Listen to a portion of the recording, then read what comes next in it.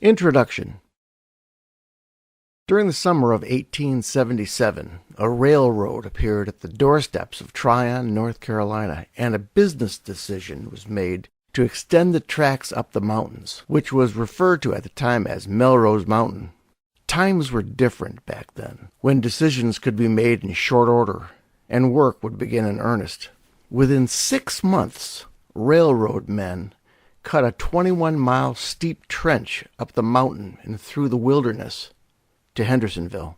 When the grade was completed, a rail system was used to bring coal down from Andover, Virginia, through Saluda, North Carolina, to Spartanburg, and then finally on to Belmont, North Carolina, where a Duke power plant was waiting.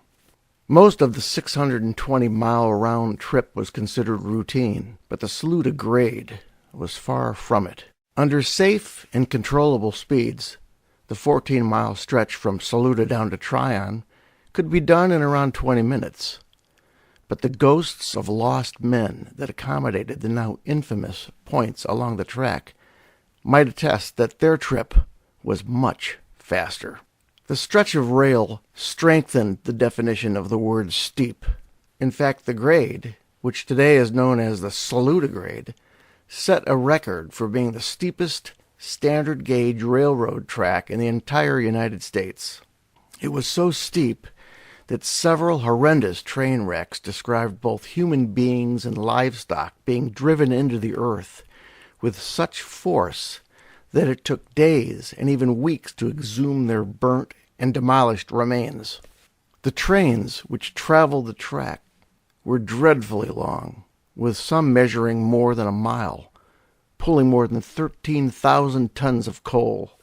The massive trains, armed with 3 lead engines, would crawl into Saluda Station, where they set their dynamic brake systems, checked the safety mechanisms, and said their prayers. A road foreman of engines from Hendersonville, dedicated to piloting the massive amount of machinery down the grade, would take over the controls and do whatever he could do to prevent a freewheeling ride into eternity. According to officials of the Southern Railway, Saluda was considered a train engineer's nightmare, where each train would struggle over a 1.4% upgrade and then contort each car one by one over an apex, destined to a maximum 4.9% downgrade plunge. According to Norfolk Southern track officials, rail cars were known to snap apart at the couplings as the men in the caboose watched in horror and radioed the road foreman a mile ahead with the bad news. Mother Nature created another railman's dare when torrential rains washed out an area of the track at the climax of an 11-degree curve, earning the danger name Sand Cut. It was not until enough lives were lost through this crude trial and error that Norfolk Southern finally installed expensive safety features. At first, the railroad employed full-time switchmen who were posted at runoff points to listen for blaring train horns, screaming for help as they charged out of control and down the grade. Signalmen manning the spurs would pull a switch just in time to keep the train from tumbling into doom. Later, high-tech CTC signaling systems were installed, armed with automated timers and switching circuits. But even with advanced rail technology, train wrecks continued to occur until the mid-70s. Slaughter Pen Cut became a household name after a crash took the lives of more than 35 cattle and several men.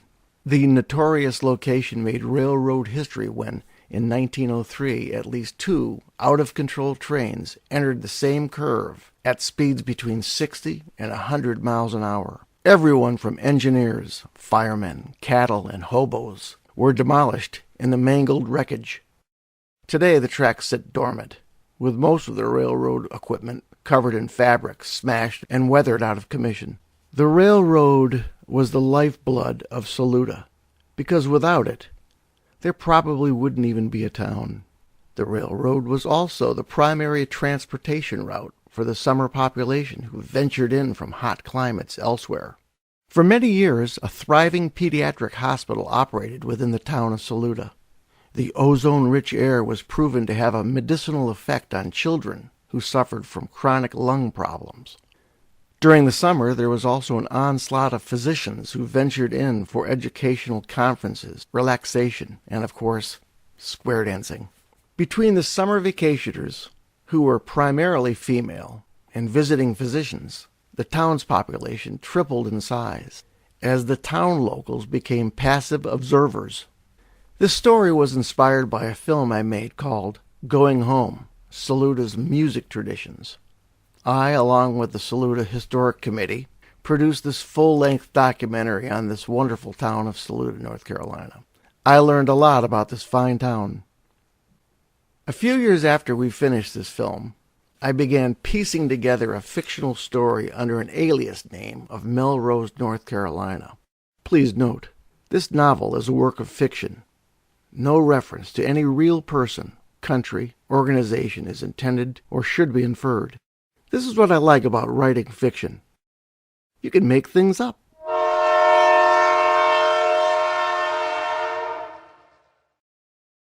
To square dancing.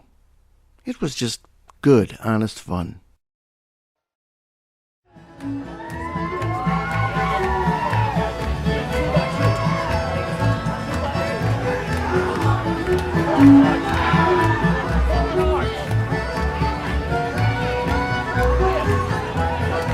The Summer Girls by Kirk Gollwitzer. Mother, Father, Me, and Him. Prologue. I'm not quite sure how to start. It was just so bizarre. But, well, here goes. I woke up to the sound of a car door closing. It was barely light, and I thought it was much too early for my father to be leaving for work.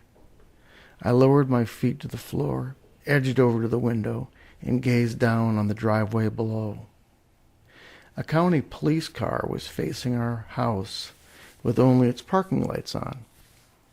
I spotted my father speaking with two police officers, one in uniform and the other in a suit. I'm wondering if a neighbor had called in about an intruder, a thief or something. They finished their conversation and returned to their patrol car. Slowly, the automobile backed out of the driveway and drove away. My father re-entered the house and all was quiet. I considered going back to bed, but something just was not right. Why would the county sheriff be here rather than Gudger Knowles, our local sheriff? If it were just a bunch of kids causing a disturbance, the county wouldn't be here. Gudger would. I left my room and quietly walked down the hallway to the top of the stairs. My father was standing by the window in the foyer, staring out. "Is everything okay?" I asked, breathing through the silence. He was in deep thought and said nothing. I paused for a moment in respect. "What's going on? Is everything okay, Dad? Why were the police here?" "Come down here, son. We need to talk."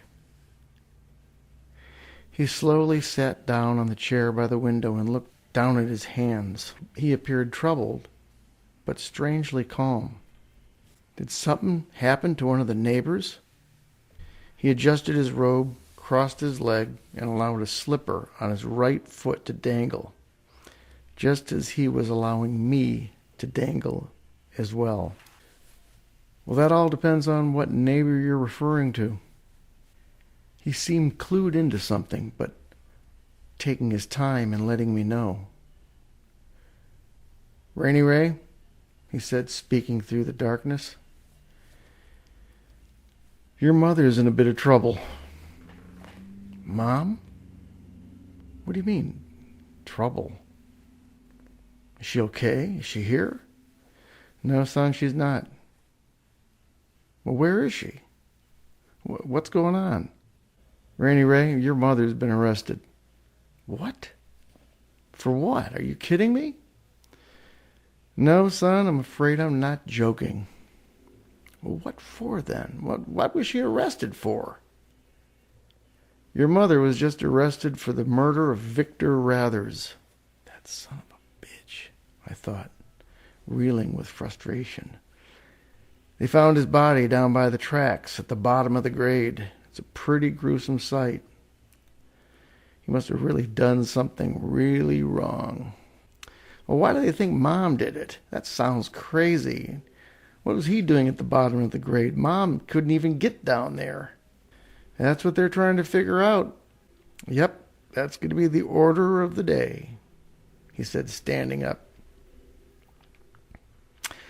I'm going to put on some coffee, and then we're going to go meet Uncle Bud at the police station up in Hendersonville.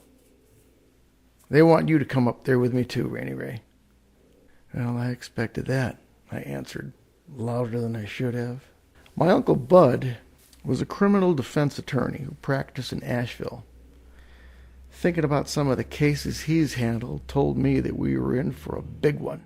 Go wash your face, son, and put on a nice shirt and a clean pair of pants, because it's going to be rough around here for a while. Chapter 1. My name is Ray Holford, and I was one of those Melrose boys. I was 9 years old when I caught my first glimpse of the summer girl population invading our town of Melrose, North Carolina. It was as if they were falling out of the sky from some other planet, invading our quiet community with a vengeance. The old folks used to say, "There's plenty to go around there, boys, so play nice." Most came by train from Greenville, Spartanburg, and Columbia, but it seemed the majority came from Charleston and along the coast. I'm told it was dreadfully hot in the low country, so they came up here to cool off. But the temperature here went way up because those summer girls weren't just pretty, they were gorgeous. They came from wealthy families and were usually accompanied by their mother and grandmothers. I don't remember ever seeing any summer boys, and for that matter, I didn't care. All I wanted to see were those pretty girls. Their fathers came up here for a night or two, but soon left after they arrived. They had to tend to their big businesses on the coast. They were from another class of society, wearing their wealth proudly on their forehead as they strode through the town with their noses held high and their defending eye on their offspring. Most had large seasonal homes that were closed during the winter and reopened in the summer. As a rule, the summer girls were not allowed to date the Melrose boys, and we were restricted from going over to their homes. I guess they thought we might spoil their seeds. They were wise. Oh, we might be able to go over there and sit on the swing and have a glass of lemonade with them, but soon their grandmother or mothers would appear on the doorway and say, "Come along in, darling, it's getting pretty late." Well, it might be only 9 or 10 o'clock at night. The only time the community ever saw the summer girls was at the square dances, and that's when both classes came together. During the winter months, Melrose withered down to a boring shell of a town with nothing to do but dream about the summer months when those pretty girls returned. The town folks kept to themselves and pretended to pay little attention to anybody else's business.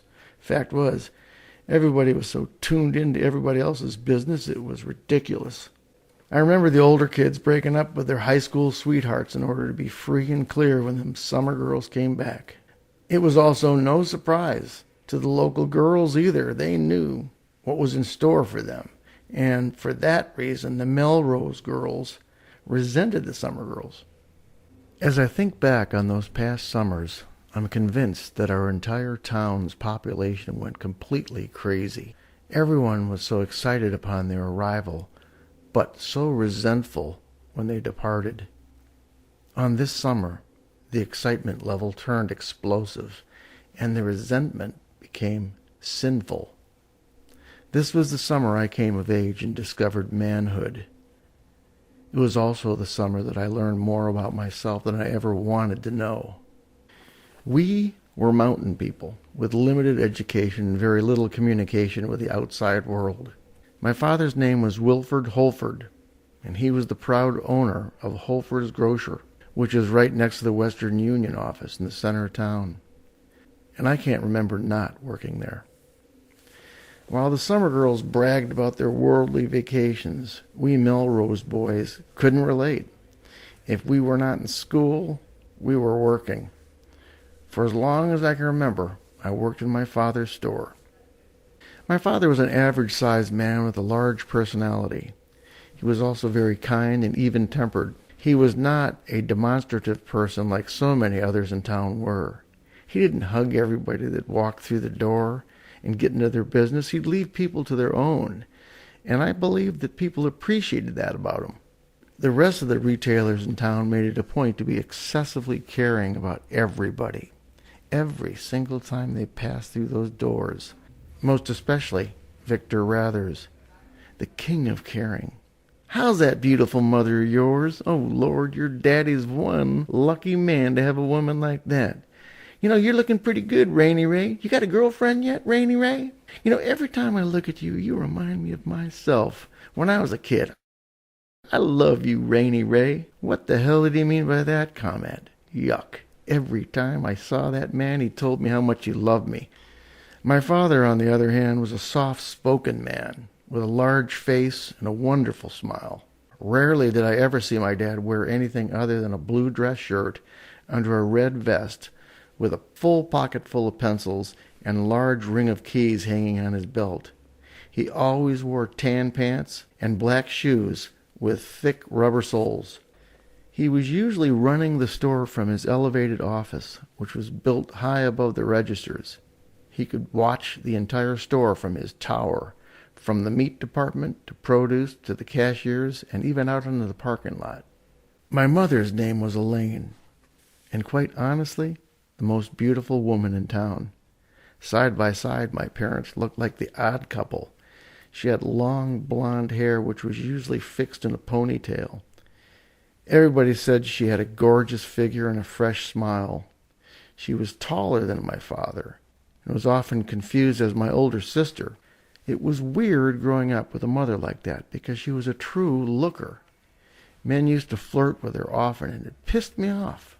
Often I wanted to jump over the counter and smack the shit out of them.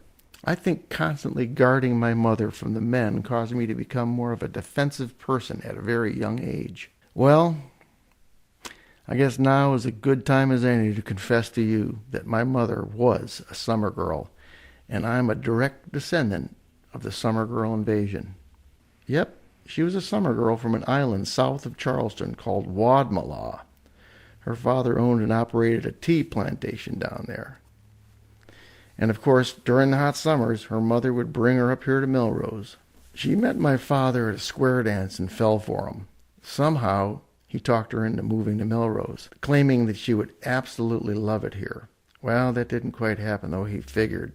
When she came here, she hated it. I'm told it took her a very long time to adjust. For about a year before she married my father, she lived in her parents' summer home and dated my father during the cold months. After her father passed away, they sold the house, and it later became the Melrose Inn. I would have been born in that house if my father hadn't rejected the idea so much. He claimed that the summer homes were poorly built and not insulated for winter months. My theory was that my father believed that he would become a laughingstock of Melrose had he married a summer girl and then moved into her parents' home. My parents tried to have more kids, but couldn't because she had some sort of infertility problem. My father confessed to me one day that the reason I was called Rainy was because I was conceived during a rainstorm. For many years to come, every time it thundered outside, they'd look out the window and say, "Well, here comes Rainy." My mother was the voice of the store and the community as well. She helped with the bookkeeping, worked the registers, and kept a protective eye on my father. In many ways, my mom was the face of the store, next to my father's quiet disposition. When I say she kept a protective eye on my father, I meant it. She was usually the one that nabbed the shoplifters and kicked the troublemakers out of the store. I'd like to pause here for just a moment and reflect on an observation I made several years later. I've come to the conclusion that most kids didn't really know their parents as much as I did, and for that matter, they really couldn't appreciate them as much as I was able to. The reason that I knew my parents so well was because we worked together every single day. 6 days a week we worked together in that store. When my school let out at 4 o'clock, I'd be at the store until 8 p.m. My parents were wonderful people, and I can say that I loved them from the bottom of my heart.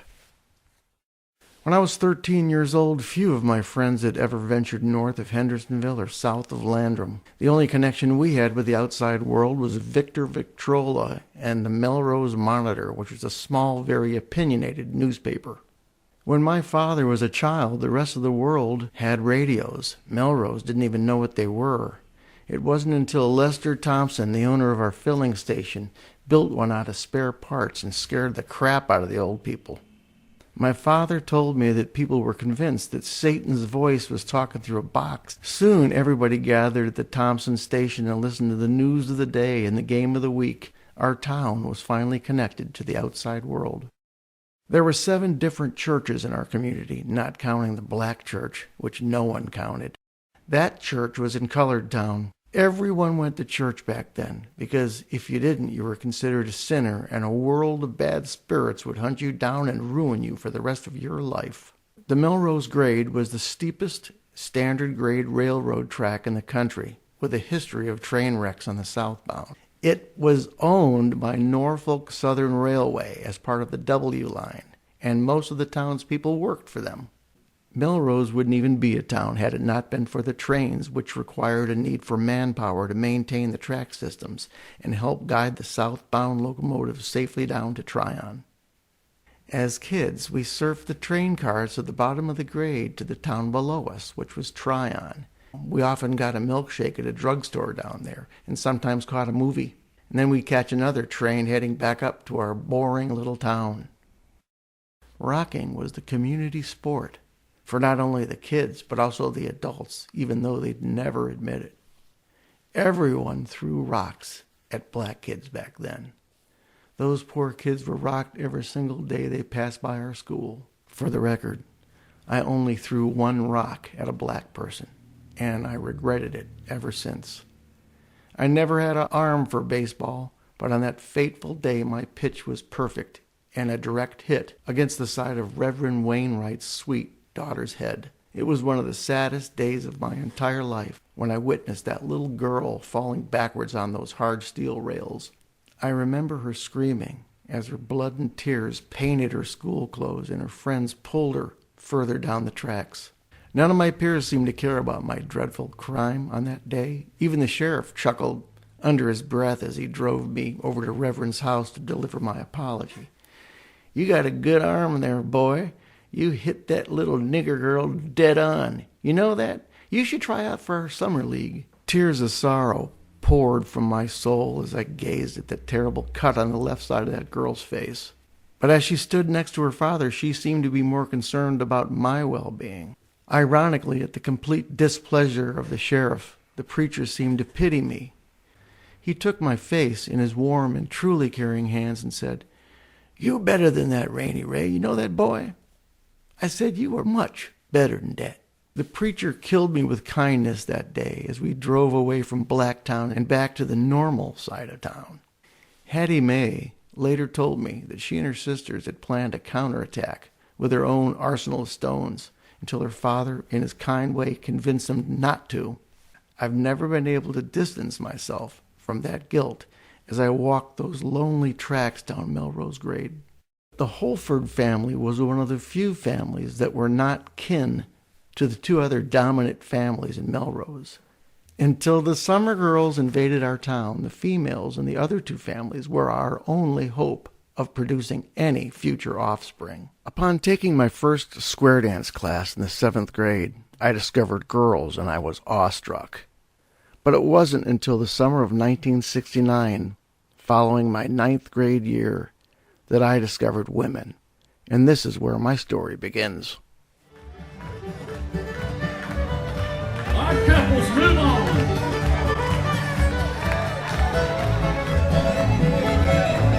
Put the birdie in the cage. Chapter 2. Keep going left.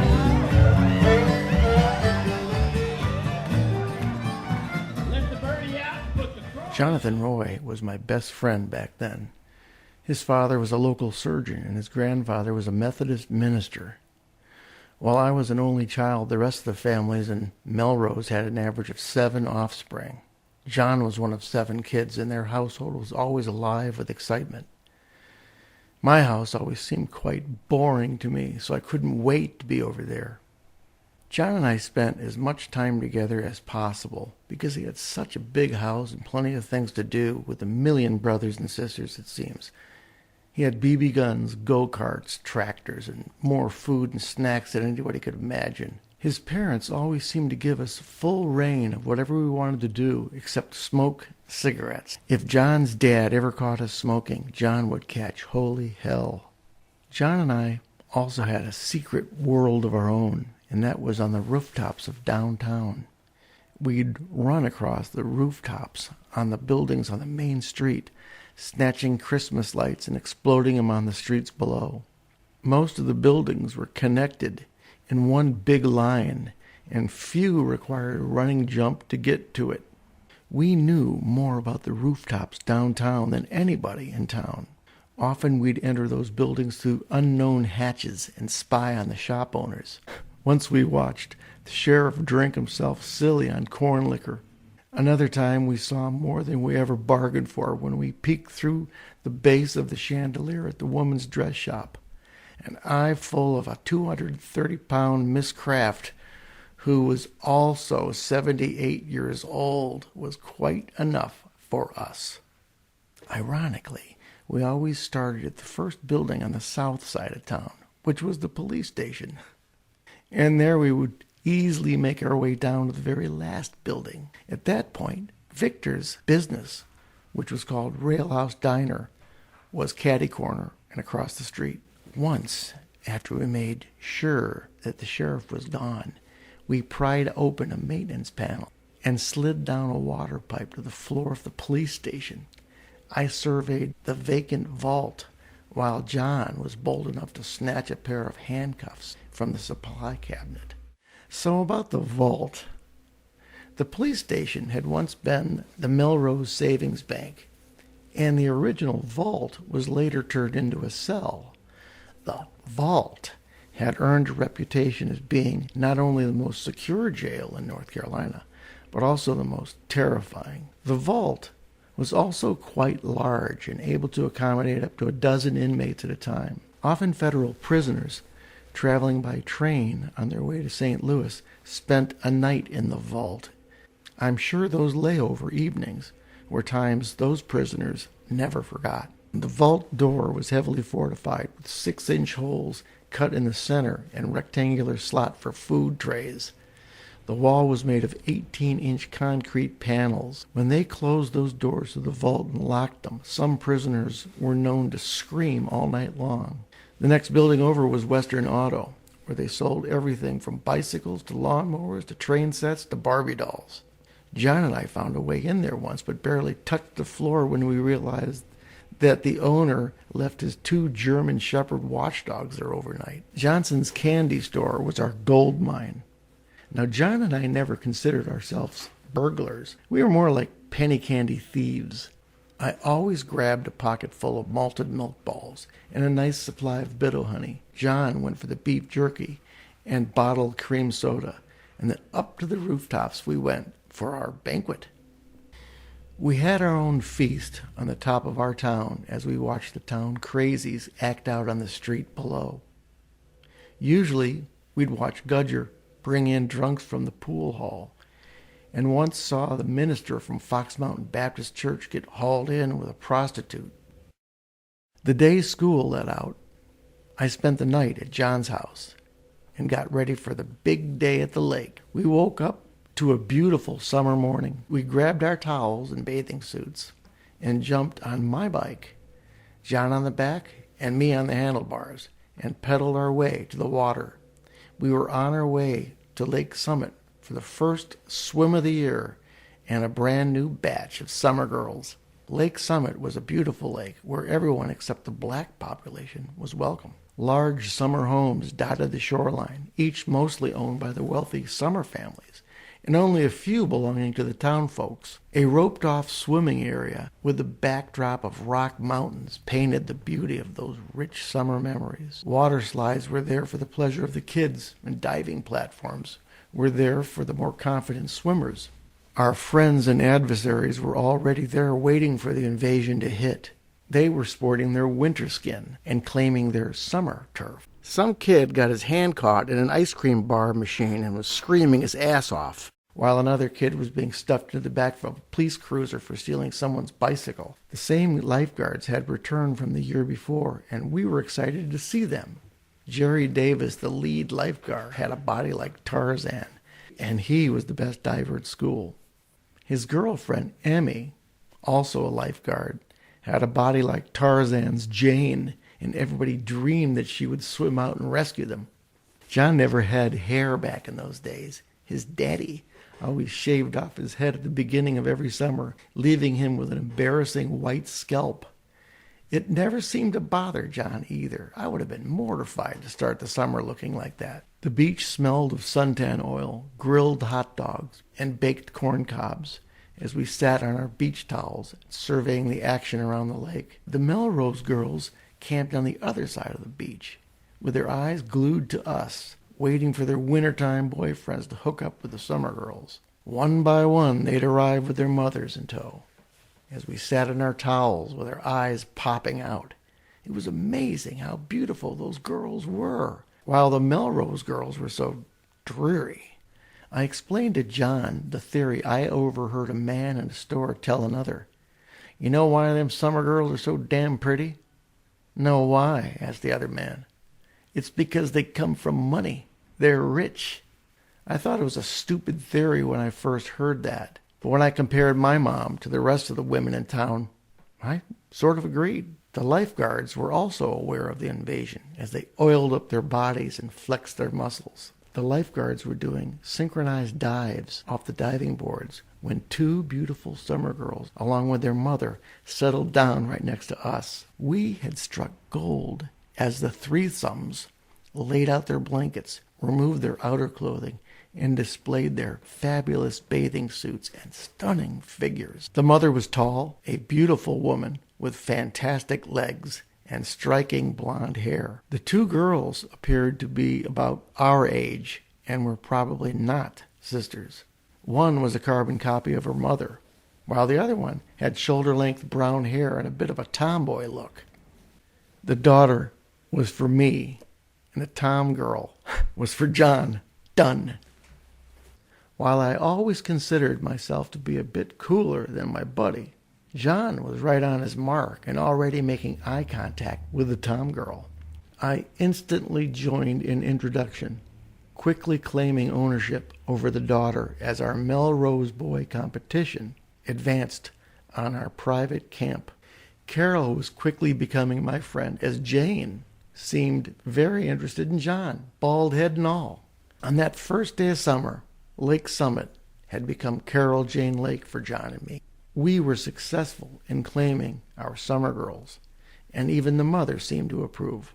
For the next few days, we met Carol and Jane at the lake, us with our white bathing towels, and the ladies with their fancy blankets and umbrella. They even brought lunch, and we got to know them even more, most especially Jane's mother, who was a fountain of information about her disappointing life in Charleston.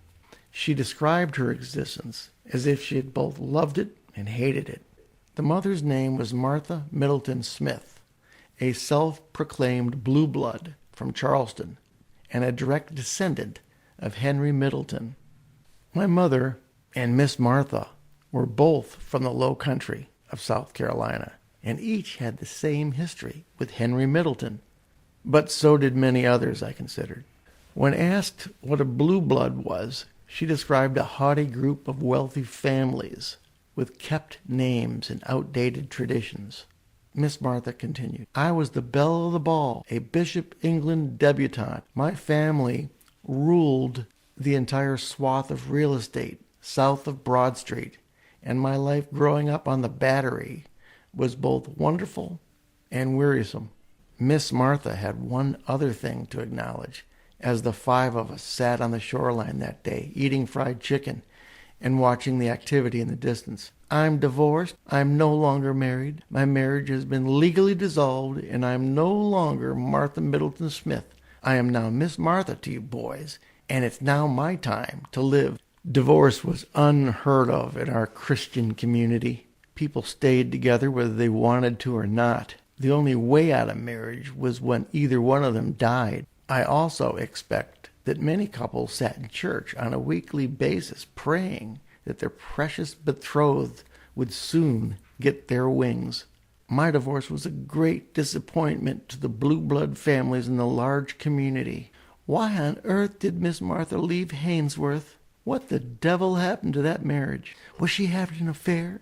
Did Hainsworth beat her? Martha's such a wild child. Just look at the way she flirts with those men. Would you like to know the truth, boys? Well, I'll tell you the truth. And it's all right, because the girls are very aware of this. He cheated on me. And the sad thing was, I didn't give a damn. We were just married too young. We were stupid. What do kids know when they get married at that age anyway? I was 19 years old when I got married to that man, for God's sake. While it was unheard of for summer boys to spend the night at the homes of the summer girls, Miss Martha welcomed us in with open arms. I think she thought it was safer to invite us in than have us sneak in through the windows. On our first visit, I was horrified to learn that Pearlie Ann Wainwright, the mother of my rocking victim, Hattie Mae, was to be their summer cook and housekeeper. I cringed when I saw Hattie Mae helping her mother in the kitchen, still sporting that noticeable scar on the side of her forehead. I was certain that Pearlie Ann was going to confide in Miss Smith about my horrid criminal behavior, and I'd be out the door like a bag of garbage. But thankfully, she never said a word. For the next several nights, John and I reveled in our conquest with the beautiful girls which we were becoming very familiar with. Carol was a beautiful Catholic girl with golden blonde hair, delightfully plump lips, and a cute pug nose. She and Jane were cheerleaders and had the energy to prove it. They attended the very same private school their parents did, and I'm sure were very popular among the boys. Bishop England was the name of their school, named after Charleston's first bishop, John England. According to Carol, it didn't matter what denomination you were. If you were accepted in, you became a Catholic. While our town seemed to have more churches than stores, we never even met a Catholic. Our Christian community would never stomach the idea of paying too much attention to a blessed virgin woman. We demanded our faith and prayers to be sent to a white male redeemer. And my father always told us a funny joke about Catholics. He'd say, "Do you know the difference between Catholics and Baptists?" The Catholics would say, "They ain't no hell." The Baptists would say, "The hell they ain't." Carol and Jane clearly were more educated than we were and much more cultured. You could tell by the way they described things. The year before, they had spent the summer in France and even learned how to speak the language. John and I'd never been to the ocean, and my foreign language skills were limited to a Spanish class, which I failed twice. Why these girls paid any attention to us was beyond me. We enjoyed dinner with the threesome almost every night, never speaking a word of it to our parents or anybody else. Each day, John and I would joyfully pedal the back roads to their majestic lake house, singing out loud with excitement, "We don't care what the neighbors say. We're going to go there anyway." Swing your left hand, lady, boy. You people on the side, y'all can clap. Come on, man. Swing your partner. Our couples, move on.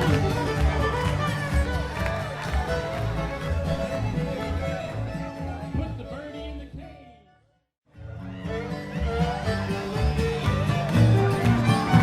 Lift the birdie out and put the crow in. Keep going there. Good. Come on, clap, y'all. Swing your left-hand lady, boys. Chapter 3. The first square dance of the summer was held on the first Friday of June at the Melrose High School. John and I were to meet the girls at the dance, and we were both excited but highly protected of our prize dates. Melrose was a sea of sharks, and the girls were nothing but live bait. Cars were lined up from the police station, past the school, and beyond to the ball field. The area in front of the gymnasium was packed with people waiting to get in. A poster on the door read, 50 cents for boys, and the girls dance free. When John and I finally made it through the doors of the gym, it was already uncomfortably hot. Anybody who could get on the dance floor were already there, claiming their position in a large circle around the floor. And the room was full of brand new summer girls. Boys and girls alternated one after another. They clung to their partners' hands and danced to the strict orders of Bear Miller, the caller of the dance. Bear was calling the dance, and he was our least favorite. He took his role way too seriously than any other callers. He expected perfection on the dance floor. I personally thought he was a jerk. We learned to dance at the old library when we were just children, so when we approached high school, we'd be ready to come to the big dance. Adults of all ages danced with whomever asked them. It really didn't matter who you were, adult or kid. If you messed up on the dance floor, Bear would call you out on it. He was serious, too. That's why they called him the Bear. Bear had been known to lose his temper and quit mid-dance, walking out and leaving the building altogether. The music would stop and someone would say, "Where's Bear?" Someone would say, "He's done got in his car and left." It really didn't matter anyway because there were so many others in the crowd who could call the dance without losing a step. It was beginning to get hotter by the minute as the dancers twirled to the music of the Green River Boys. Even the girls were sweating as they rushed by us with their perfumed body odor wind. Red River Valley was the one song that had to be played at every single square dance. It was the song that formally kicked the evening into gear. It was the beginning of that very song that John and I realized that we were too late when we spotted the girls already on the dance floor with the sharks. On the other side of the gymnasium, we noticed Miss Martha standing next to the window, looking nothing short of ravishing. She was surrounded by a cadre of male admirers with her long hair up in a French braid. She was wearing a beautiful cotton dress, low-cut silk blouse, and a winning smile. There was our school principal, Doc Jones, desperately trying to engage her in conversation, followed by our banker, Willie Ward. He always wore a three-piece suit, no matter how hot it was. Then, like clockwork, there was Victor Rathers, the proud owner of Railhouse Diner. "Well, there's Rainy Ray. How's your gorgeous mother doing? I just want you to tell her hello from me. You're turning out to be a big man these days. I'm going to have to keep an eye on you before you capture one of them summer girls." "I'm just janking your chain. I love you, Rainy Ray." If Victor was in line for something, Victor usually got it. He'd always act too nice and would never take no for an answer. He always acted as if he was the spokesperson for the church. Whether they gave him that right or not is unknown. His long, narrow face, piercing eyes, and cunning smile sent a different signal to me. The huge ring of couples stretched and strained as the music got louder and Bear's orders grew sterner. This was one of the most challenging times for the couples to hang on to their prized dates. For if the circle broke, you'd be on one side of the gym and your date would be on the other side with the sharks. Bear was hanging on to his last nerve as the line finally broke and the dance fell apart. In the distance, we noticed Victor claiming the hand of Miss Martha, and they were back on the floor for the next dance. Our girls were snatched up by Fletcher White and his stupid big brother. Both brutes frowned at us, daring us just to make a move on our girls. Hopefully, it would just be a matter of time before the girls broke away from them, because those two idiots stunk more than anybody else in the town. They sometimes reeked so bad that their teachers had to leave the classroom to keep from vomiting. Now, outside of the gymnasium and down around the ball field was the only place to get to know the summer girls. And let me tell you, the competition there was fierce. It was also very easy to score beer, some corn liquor, and cigarettes. And it was a great setup for problems later in the summer. On this first night, Gudger had to arrest 2 boys for fighting and take one Melrose woman home to her parents. John and I kicked around there for a while, hoping the girls would come out, but we finally gave up and walked back down the hill towards home. As we reached the train tracks, we heard the girls calling us from the top of the hill, and our hearts raced. We were soon back at Miss Martha's house, relaxing in the dark living room, with Carol and I on the couch, and John and Jane back in the corner on the floor with pillows. We had the entire house to ourselves, each thinking it was time to kiss and make out. Music was softly playing on their expensive radio as we folded into our private romances. At about midnight, we accidentally fell asleep in the arms of our lovers and found out that Miss Martha wasn't even at home. The four of us were in deep slumber when the voice of a female god came raining down on us from the heavens. "You boys better get your business and get on out of here! Good God, y'all!" It was the housekeeper, Pearlie Ann Wainwright, and was she ever upset with us? She was standing directly over me, poking me in the stomach with a broom handle. Hattie Mae was in the doorway, with her eyes wide open, holding the door open for our immediate ejection. I said, "You get y'all's skinny asses out of here before Miss Martha comes in and sees you. Good night, nurse. You girls ought to be ashamed of yourself. Now get on up to your rooms before I whip you myself. Good God almighty, Hattie Mae. Help those girls upstairs into their rooms. Oh, my Lord." With only one shoe on and the other tucked under my armpit, we were out the door.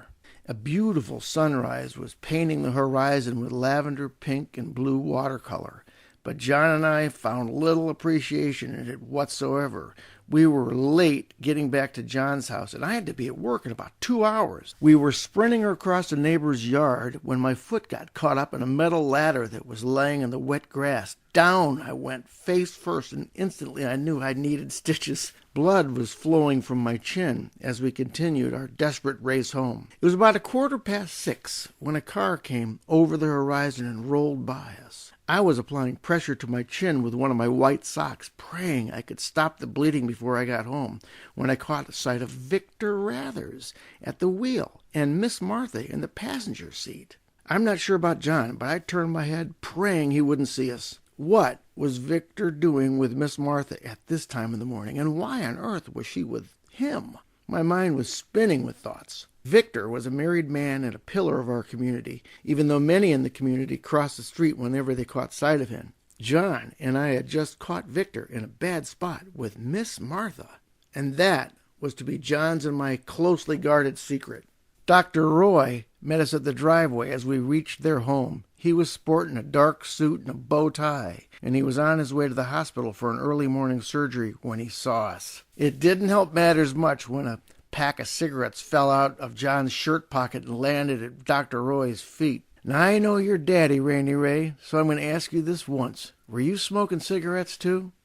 Now, I'm not a liar, but I was that morning when I looked him dead in the eye and said, no. John's dad took me into the wood shop and gave me 5 stitches in the chin and sent me on my way. John, on the other hand, was grounded for 2 weeks. Getting back to Victor, I could never understand what Amy Rathers ever saw in Victor. She was a very pretty woman that seemed so mismatched for him. They had no children and always seemed happy together. Perhaps that was the reason why. Amy earned a liberal arts degree from Wesleyan College and worked for the town hall as a tax collector. Victor didn't even make it out of the 9th grade when he took over his father's diner. Amy was an attractive woman with a peaceful smile, chestnut hair, and a pretty figure. Along with Victor, the couple volunteered for everything. It was well known that Victor had a prior drinking problem, but he claimed to be sober for the last 8 years. He claimed God saved his life, and because of that he tried to convert everyone he encountered. I always imagined that Jesus, in his infinite mercy, couldn't quite do the infinite with Victor because he was one hard case. Most people couldn't take Victor's bulldozing personality, but the town tolerated him, mainly because of his charming wife, and the fact that together they helped the town out a lot. If he wasn't talking about religion, he'd be talking about anything else. I've never heard a person talk so loudly about nothing. But when his discussions pertaining to religion became threatening, that's when the church decided to send him on his way. Suddenly, the town was seeing less and less of them as a couple, and more of Victor alone. He was also becoming unkempt, with an ever-increasing beard that creeped up the side of his face toward his dark eyes. He was becoming loony-looking. Victor had become an embarrassment to the inner circle of the church, and the church elders suddenly blocked his seat on the table, and for Victor, that was a shock. One Sunday after church service, the pastor and 2 rather large church members held out a hand to Victor and told him to leave the church entirely. Victor could not accept his rejection from the very same church that he was baptized in as a baby. It was a real blow to Victor, and understandably so. When I heard that Victor was thrown out of the church, I felt bad for him, and most especially for his wife. I also began to look at churches differently then, because Victor really had a problem, and they offered no help, prayers, or guidance to him. They just kicked he and his wife to the street, as if they were dogs. There we go. Swing your corner lady, boy.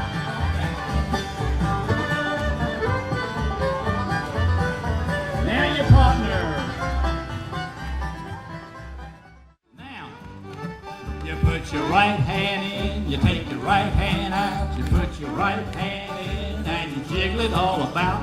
You do the hokey pokey, turn yourself around. That's what it's all about. Left hand, put your left hand in, you take your left hand out, put your left hand in, and you shake it all about. You do the hokey pokey. Chapter 4. Holford's Grocers mainly catered to the Melrose community. But since my father had a long-standing relationship with Bill Ragg at the Standard Beef and Seafood Company in Asheville, we had meat when many other stores in our region did not.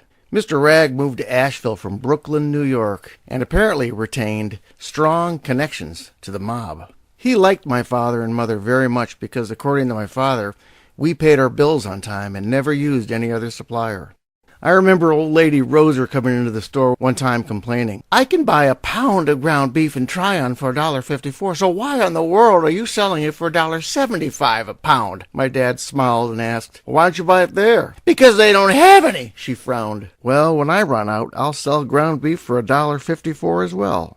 Since we were always well stocked with beef, pork, and seafood, we delivered to most of the restaurants, boarding houses, and stores in our region. Even Tryon, even though they hated to order from us. Tryon was our sister city to the south, and as far as I was concerned, a bunch of snobs. They always claimed to have better schools, they were wealthier, and were much more cultured than the people in our town. Well, that may be so, but none of that ever mattered to me. I have to admit, though, that they had their own movie theater, which we didn't have, and a fancy drugstore that they served fantastic milkshakes. When I reached the 9th grade, I began training as a butcher boy and made local in-town deliveries, even though I didn't even have a driver's license. I guess the police considered me an essential worker. Unfortunately, it was my job to deliver fish and meat to Victor's Diner, which I dreaded. I never ate at the Rail House Diner because it was filthy, especially its parking lot, which I considered to be a sanitary disaster. It was always littered with chewing gum, used toothpicks, spit, disgusting spent plugs of chewing tobacco, and cigarette butts. It was open 7 days a week, but only for lunch and dinner on Sunday. No one was open on the Lord's Day until the last Baptist service. Victor cared less about other churches in the area because he probably considered God to be an actual member of his church. The dining room was a large, square room filled with 4 top tables. The uniformed men always sat in the back of the building against the wall. Victor probably forced them to eat back there because they had horrid manners and terrible body odor. Everyone, except for my parents and I, ate there, and I never knew why. My father knew Victor in high school and always considered him to be a bully and an idiot. And for as long as I can remember, my mom seemed to detest Victor with a vengeance and always did everything to avoid him. "Victor's a balloon in the wind, Rainy Ray. I'd stay away from him." I'm sure he flirted with my mother in a big way back then, till she probably slapped him down. To order your meal, you would go to the far end of the counter and work your way up to the cash register, where Victor would be waiting for you. You would give your orders to a black man named KC, and he would yell out your orders to the cooks, salad makers, and sandwich makers at their special locations. As you moved down the line, the food would follow you until you came face to face with Victor. For years, I never realized that KC was totally blind, even though he seemed to know exactly what was going on in the entire restaurant. He would know the customer's order before they even had a chance to tell him. And off he'd send you with your metal tray, napkins, and silverware. Victor would be dancing at the register, flirting with the girls, loving on the old people, and asking way too many personal questions of everyone. He would tally up your bill in his head and tell you what the exact total was as soon as you got in front of him.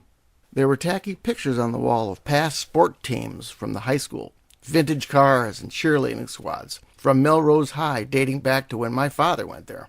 Victor had a passion for cheerleaders, especially when they came to have their annual photo taken in their dining area. Victor was always posing in the center of those girls with a broad grin on his face and his hand on the butts of those girls. Rarely did I ever see Amy Rathers at the diner. I think Victor made it a point to keep her away from his personal playground, as he flirted with anyone who would look his way. I arrived with my normal delivery just after the lunch rush, as the uniform crowd were paying up and leaving. Everyone wore uniforms back then, from the policemen to the garbage men, paint contractors, and railroad prison workers who sometimes came in wearing ankle chains. Victor saw me pull up and was beaming from ear to ear. He directed one of the busboys to go out to my truck and unload it through the side door. Victor was sporting a brand new t-shirt under his white apron, but his beard looked even worse since the last time I saw him at the wheel with Miss Martha to his right. "Rainy Ray, how you doing on this beautiful fine day? Ooh, what happened to your chin? Did you cut yourself shaving?" That must have been a nasty slip of that shaving blade. But sometimes things just kind of happen, don't they, Rainy Ray? Right, Rainy Ray? I suggest you be a bit more careful with those sharp things. I wouldn't want you to bleed to death. Rainy Ray, he said, coming out from behind the corner and up to the pinball machines. Some kid was beating on the glass of the machine, trying to make it tilt. The bells were ringing so loud I could hardly make out what Victor was saying to me. "Stop it, kid, and go back to your damn table," he viciously barked. Victor's behavior was really becoming bizarre since his departure from the church. He moved right into my space and put his arms right around me and opened his smelly mouth. He smelled of stale liquor and cheap aftershave. "Do you have a thing for Miss Martha's daughter?" he drilled as he moved in even closer. "I love when all those summer girls come to town, don't you, Rainy Ray? I mean, they beat every dang female in this town. Except maybe your pretty mother." I knew exactly where he was going with this line of inquiry, but I didn't know how far he was going to take it. Victor was going to try to intimidate me, but what came next actually frightened me. "You know, if I were you, I'd keep an eye on Miss Martha's daughter and her sexy little friend. What are their names? Carol and Jane? They are two little hotties. It would be a shame if someone in this town got a little too frisky with those girls. Wouldn't it, Rainy Ray? I think you and Doc's boy have been getting a bit too friendly than their mother might even know. I don't blame you either, Rainy Ray. I'd probably go after those cute little numbers, too, if given a chance. I doubt if I'd even be able to keep my hands off them." His hug was becoming more than a hug as his right hand gripped my shoulder. "Look at it from this angle, son. How would it look if something happened to them girls and everyone, including the sheriff, finds out that you boys have been climbing in and out of those windows on a nightly basis? Rainy Ray, you know, I saw you the other day leaving their house, half-dressed. You didn't even have your shoes on. Now I'm sure you saw me. How about you and Doc's boy? Keep this little secret between us friends. Are you with me on that, Rainy Ray?" He faced me dead on and looked me straight in the eye. I said, "Do you get the picture on this, Rainy Ray?" "Yes, sir." "That's good, Sonny." And with that, he released me. "Hey, thanks for dropping by, Rainy Ray. Oh, I almost forgot. Tell your mama I said hello. She is one good-looking number. Do tell her I said hello. I haven't seen her in almost forever. I might have to drop by the store sometime and see how she's doing." As I was leaving, I heard him call after me in a very loud voice, so the entire cook staff could hear. "I love you, Rainy Ray. Oh, and be safe and be careful shaving. I wouldn't want you to bleed out." I had just taken on more than I bargained for as I was backing out of the parking space, feeling a bit lightheaded. I was also surprised at how intimidated I had become when I noticed my hands shaking as I wiped the sweat off my forehead. It wasn't just the level of intensity in Victor's eyes that shook me, but rather his constant interest in my mother. Melrose had 3 annual celebrations where the town came together in a big way. The first was the annual Christmas tree lighting and gift exchange in the parking lot of the old library, which was across the tracks from the playground. There'd be hot chocolate, apple cider, and tables full of cookies, cakes, and pies. The church folk would sing Christmas carols and hug everyone they saw.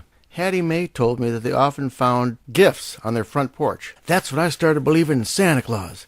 I still have no idea where those gifts came from. The second celebration was during the first week of July when the town held its annual picnic and square dance. The entire town turned out for this event, and they were fun.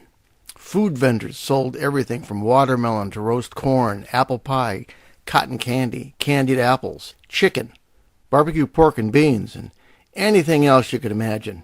Bands played all day long while the kids swung on the swings and ate ice cream cones. When it turned dark, people lined the streets with their lawn chairs and watched the square dance in the center of the street. Now, the third celebration was not a celebration at all, but a desperate last chance to hang on to your summertime girlfriend. It was also the largest square dance in the region, known as the Granddaddy. This dance marked the end of the summer on the eve of a painful farewell to the summer girls, because the very next morning, every single one of those beauties boarded a train and were out of here. It had been 2 weeks since John and I had been out together, and boy, were we ever anxious to see the girls. John's father and my dad were very happy to be out too, so he let John off his restriction a little early, and we were happy about that. The streets were thick with people cavorting with one another as John and I strolled through the crowd, eating our chili cheeseburgers and sipping on our root beer floats. The Black Mountain Boys were warming up on stage as the square dance caller, using his bullhorn, was instructing children to do the bunny hop. My parents were over by the wine and cheese table, sipping on some wine that came from a vineyard down in Tryon. It was easy to spot John's father with his tall physique, short-cropped hair, mustacheless beard, and colorful bow tie. John's mother was a sweet, matronly woman with a friendly smile. She was a quiet person in public, but at home we could hear her calling us from an acre away. My father was wearing a plaid shirt, stiff blue jeans, and cowboy boots, and seemed unrecognizable to the way he normally dressed at the store. My mother had on a teal-colored sleeveless top with a white cotton dress and tan sandals. She wore the evening well, as men in town admired her. The sky was dark blue, and the night was cooling down from the long, hot afternoon. The big dance was about to begin. The square dance caller was on the side of the stage with a microphone, issuing instructions to dancers to divide into 2 separate ovals and begin to start. The excitement level amongst the crowd was palatable as the dancers smiled, laughed, and beamed with anticipation. That's when I saw Miss Martha standing by the edge of the stage, with the girls by her side. She clearly came prepared to be asked to dance. Her wavy blonde hair was parted in the center and flowed down to the small of her back and below her belt line. She wore a pink crop top with cut-off denim shorts that revealed her attractive midriff, and boy, did she have pretty legs. She looked the part of beauty and seemed aware of it as she posed for several nearby men, counting the seconds to be asked to dance. Okay, men, I want you to go choose your lady friends and form a circle. From down there, just in front of the light pole, to all the way over there, to the other side of the lemonade stand. Blake Thompson was calling the big dance tonight, and he was raring to go. Blake started calling dances 7 years earlier, after he had to give up fiddle because of arthritis. Prior to calling, he was considered one of the best mountain fiddlers in the region. He was a serious man, but a very likable man, nothing like Bear. But he still expected the dance to run properly. The year before was rained out, but this year had a record crowd of about 500 people, and the main street was saturated with people. I suddenly caught sight of Victor, who was struggling to make his way through the crowd in search of something.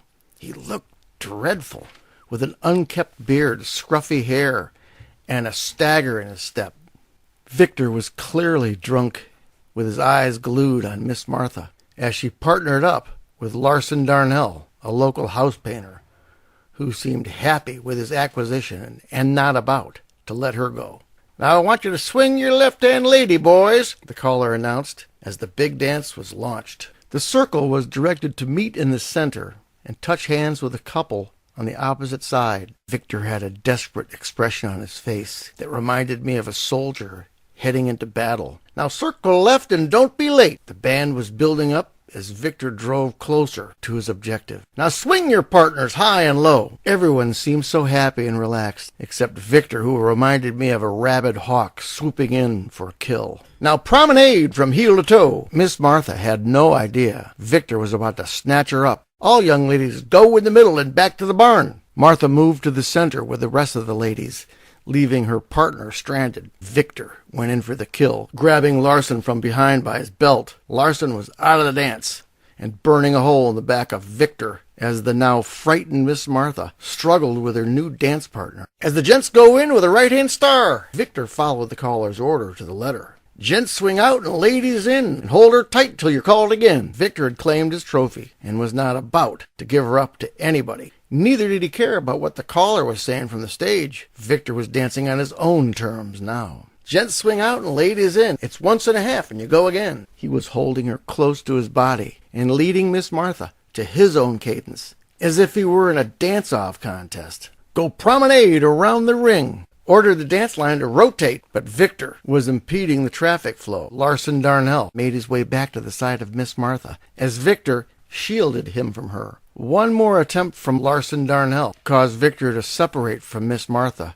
Mouth wide open, Miss Martha appeared shocked and concerned for her safety, as three other men, along with Larson Darnell, captured Victor by his neck and arms and walked him away. Victor's face was raging like a wild animal as the four men carried him off for a beating.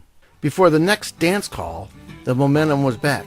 People were laughing. Martha was picked up by another dance partner, and Victor was a distant memory. Hokey, hokey, clap, and that's what it's all about.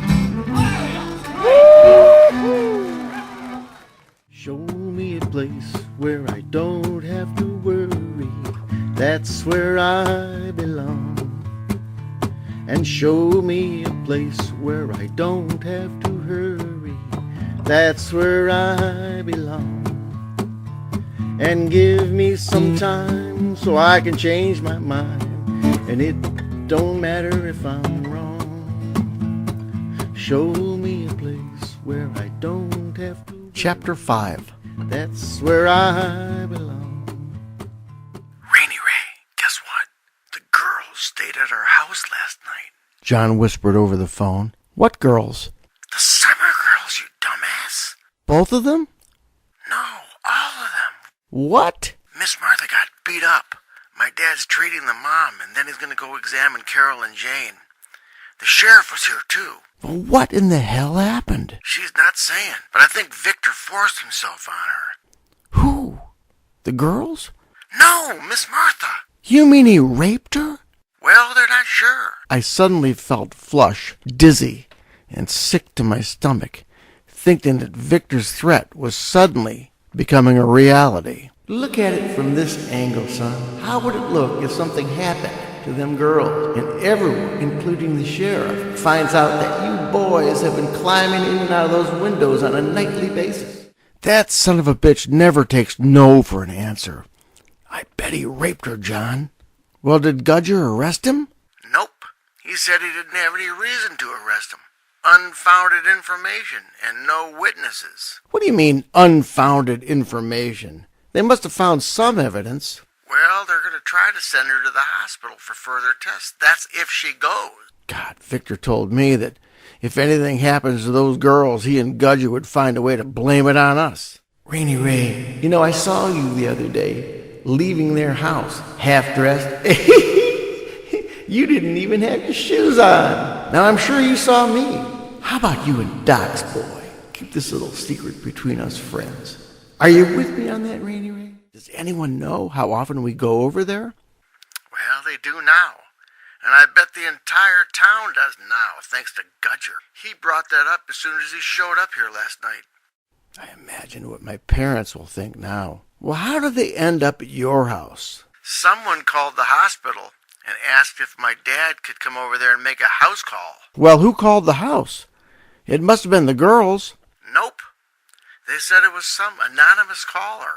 That is so weird. I heard the screen door shut as my mother was coming in from the garden. I ended my call in mid-sentence and made a beeline for the front yard in my bike. Rainy Ray? Where are you going off in such a hurry? My mother yelled. I'm going over to John's. Don't you bother those girls, Rainy Ray. I left the house in such a rage that my mom's comment about the girls didn't even register until I was halfway there. How in the hell did she know about this, I wondered. That son of a bitch.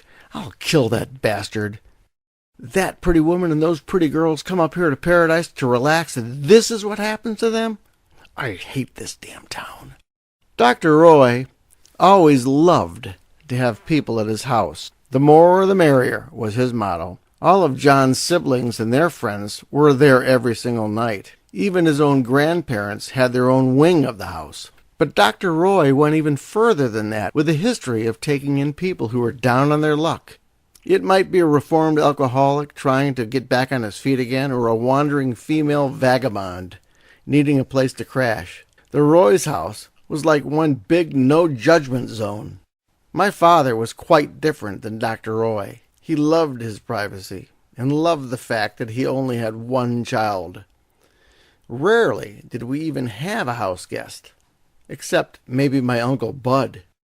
"Let them be, Rainy Ray," John's mother ordered as I blasted into the kitchen. "They've had a very rough night, and I don't want you boys up there bothering them.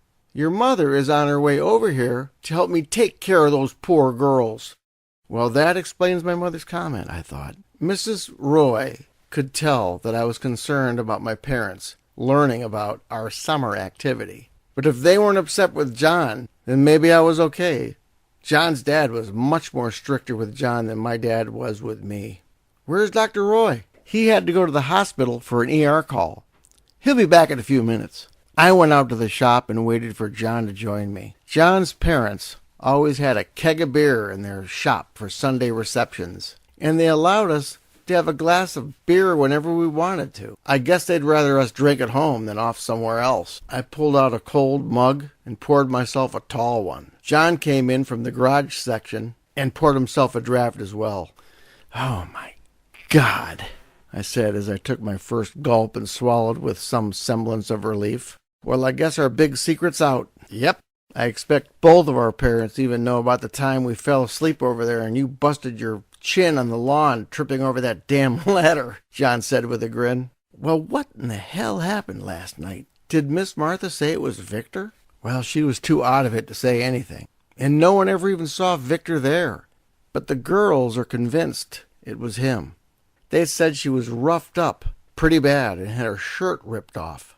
The girls think Victor went over there after he got the shit kicked out of him at the dance. Oh, my God. He's really losing his mind, John. "Hey, have you seen his wife lately?" "No, I haven't," John said, as he took my mug and topped off our beers. My parents were at the house when John and I walked back in. I overheard Dr. Roy telling my dad that Miss Martha refused to have a full examination because she was too traumatized, and Gudger warned the emergency room doctors from doing any further examinations without her full approval. "Other than a few minor cuts and bruises, I don't see there's any need for alarm. She could have made this whole thing up. You know the way these rich summer women are. I'm just waiting from some fat cat lawyer from the coast to come up here and start charging everyone for rape." The girls, who were asleep upstairs, told Dr. Roy that Miss Martha was frightened by Victor's behavior at the big square dance and left for home, leaving the girls to follow along back later.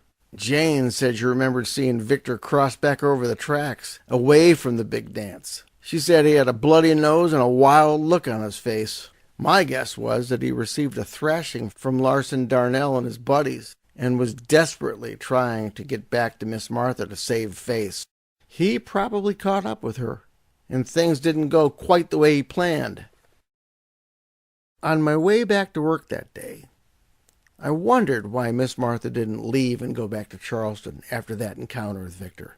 I sure would have. I firmly believe that God had left our little town for parts unknown. On that single day, I formed a distinct abhorrence of Melrose. The friendliest town in the South? Sure it was, I thought. We were nothing more than a town of religious hypocrites who waited for God to tell us how to live our miserable lives. It was my day to make another delivery to the Rail House Diner, and I was not looking forward to it at all. My mother was studying me with a queer look in her eye. Somehow, I think she knew that Victor had threatened me earlier. I was backing out of the loading dock when my mother tapped on my window with her knuckles. Rolling down the window, I witnessed a side of my mother I'd never seen before. "Move over, Rainy Ray. I'm going with you." I stared at her in disbelief. "Put the damn truck into park, Rainy Ray, and move over and let me drive." There was no stopping her, and not a word of conversation on the way over. There was a full lunch crowd at the diner when we pulled up, came to a stop at the loading spot in front of the building. Victor was smiling from ear to ear when he saw my mother in the driver's seat. He came out from behind the counter and took off his ball cap and was heading for the door. My mother turned to me, looked me dead in the eye, and said, "Now you stay right here, Rainy Ray, and do not get out of this damn truck. Do you understand me?" I've never seen my mother perch up on her heels like this in my entire life. She opened the door, dropped to the pavement, and met Victor as he was heading out the door to give her a big hug.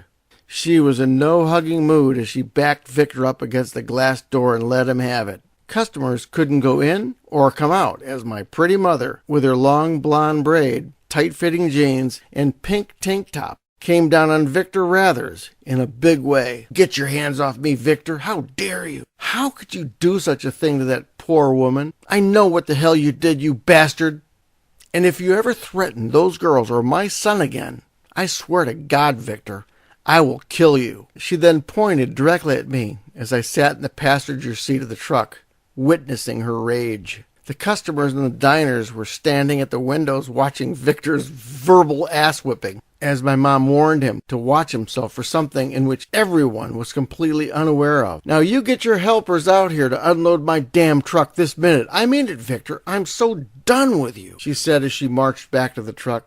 To my surprise, Victor seemed pleased that this had happened. I guess any attention from my mother was better than no attention. "You're looking good, Elaine. Damn good. You'll see me again, maybe sooner than you expect, girly girl." My mother was now fuming as we drove back to the store, not saying a word. "I mean it, Victor. I'm so done with you." Stuck with me. What does she mean by that? I wondered as we drove away from the store that day. How could she be done with something that never was? Or was there something? That evening, as the sun was going down, I was mowing my backyard. I was replaying the scene of my mother coming down on Victor with such anger. I never heard my mother threaten anyone in my entire life. But the way she came down on Victor that day made me wonder what my mother was truly capable of. While emptying the last basket of grass clippings in a mulch pile by the edge of the yard, a distant memory came rushing back to me. I remembered a time when I was very young, when my parents were quarreling downstairs in the kitchen. Mom's voice was more elevated than normal, but it was my father's voice that was prominent in my memory. From my window, I watched as my father walked across the backyard with my mother trailing behind him, seemingly begging him for forgiveness. My stomach wrenched in nausea as I witnessed this rare discord between my parents. "How could you have done this to me, Elaine? Why were you with him, of all people?" he asked as he removed his wedding band and threw it in the woods behind the house. "It was when I just got here, honey. We'd barely started dating." For 1 year, my father didn't wear a wedding band, until one day my mother came into the house holding a wedding band in the palm of her hand. She had somehow found it in the woods. She had been sobbing as she studied the golden band in her hand. My father approached my mother and gently took her into his arms, held her close and kissed her on the side of her face. It felt wonderful to see them come together again. It made me feel warm and safe inside. Whatever happened between my parents became history, only until now. Might it be possible that the person my father was accusing my mother of having an affair with was Victor? I shuddered at the thought of Victor having any sort of relationship with my mother, especially one of a romantic nature. Poisonous nightmares invaded my dreams for several evenings, until I forced myself to push them out of my mind for what I considered to be forever. "And show me a place where I don't have to hurry. That's where I belong. And give me some time so I can change my mind. And it don't matter if I'm wrong." Show me a place where I don't.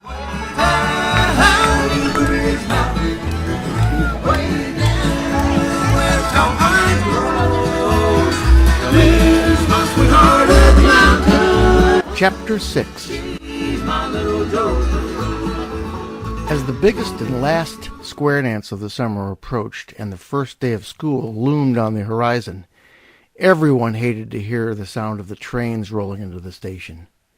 We knew that just as those big trains brought the summer girls into our tiny community, those same trains hauled them away, with most of those beautiful girls never to be seen again. For many, this was their last vacation with their mothers and grandmothers. They'd be off to their Ivy League colleges like Brown, Columbia, Dartmouth, and even Harvard. This frustrated us Melrose boys badly, because we knew that college wasn't even in our future. We were destined to remain in our dismal little town forever, intended to hook up with some dreary, boring Melrose girl.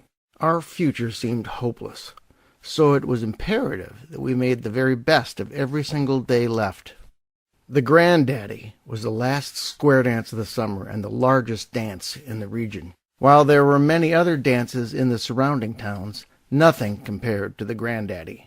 Bands came in from Spartanburg, Tryon, Columbus, Hendersonville, and Black Mountain to not only play for the big dance, but also to compete. Cloggers came in to compete as well, even though the superintendent changed their rules 3 years prior. The Cloggers wore special shoes which amped up their sound in a big way, but also put marks on the gymnasium floor.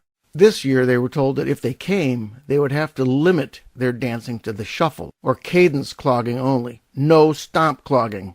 The Granddaddy was also known for a lot of drinking, cavorting, and fighting. Many church leaders were against square dancing in its general form. They considered it sinful, almost akin to sex. They condemned the Granddaddy most of all, warning their flock never to attend. Doc Jones, the principal of Melrose High School, informed the Melrose Monitor that he was told by both the Lions Club and the fire department that the Granddaddy was expected to be larger than ever before, and because of fire codes, the dance was to be moved from the school gymnasium to Main Street in the center of town.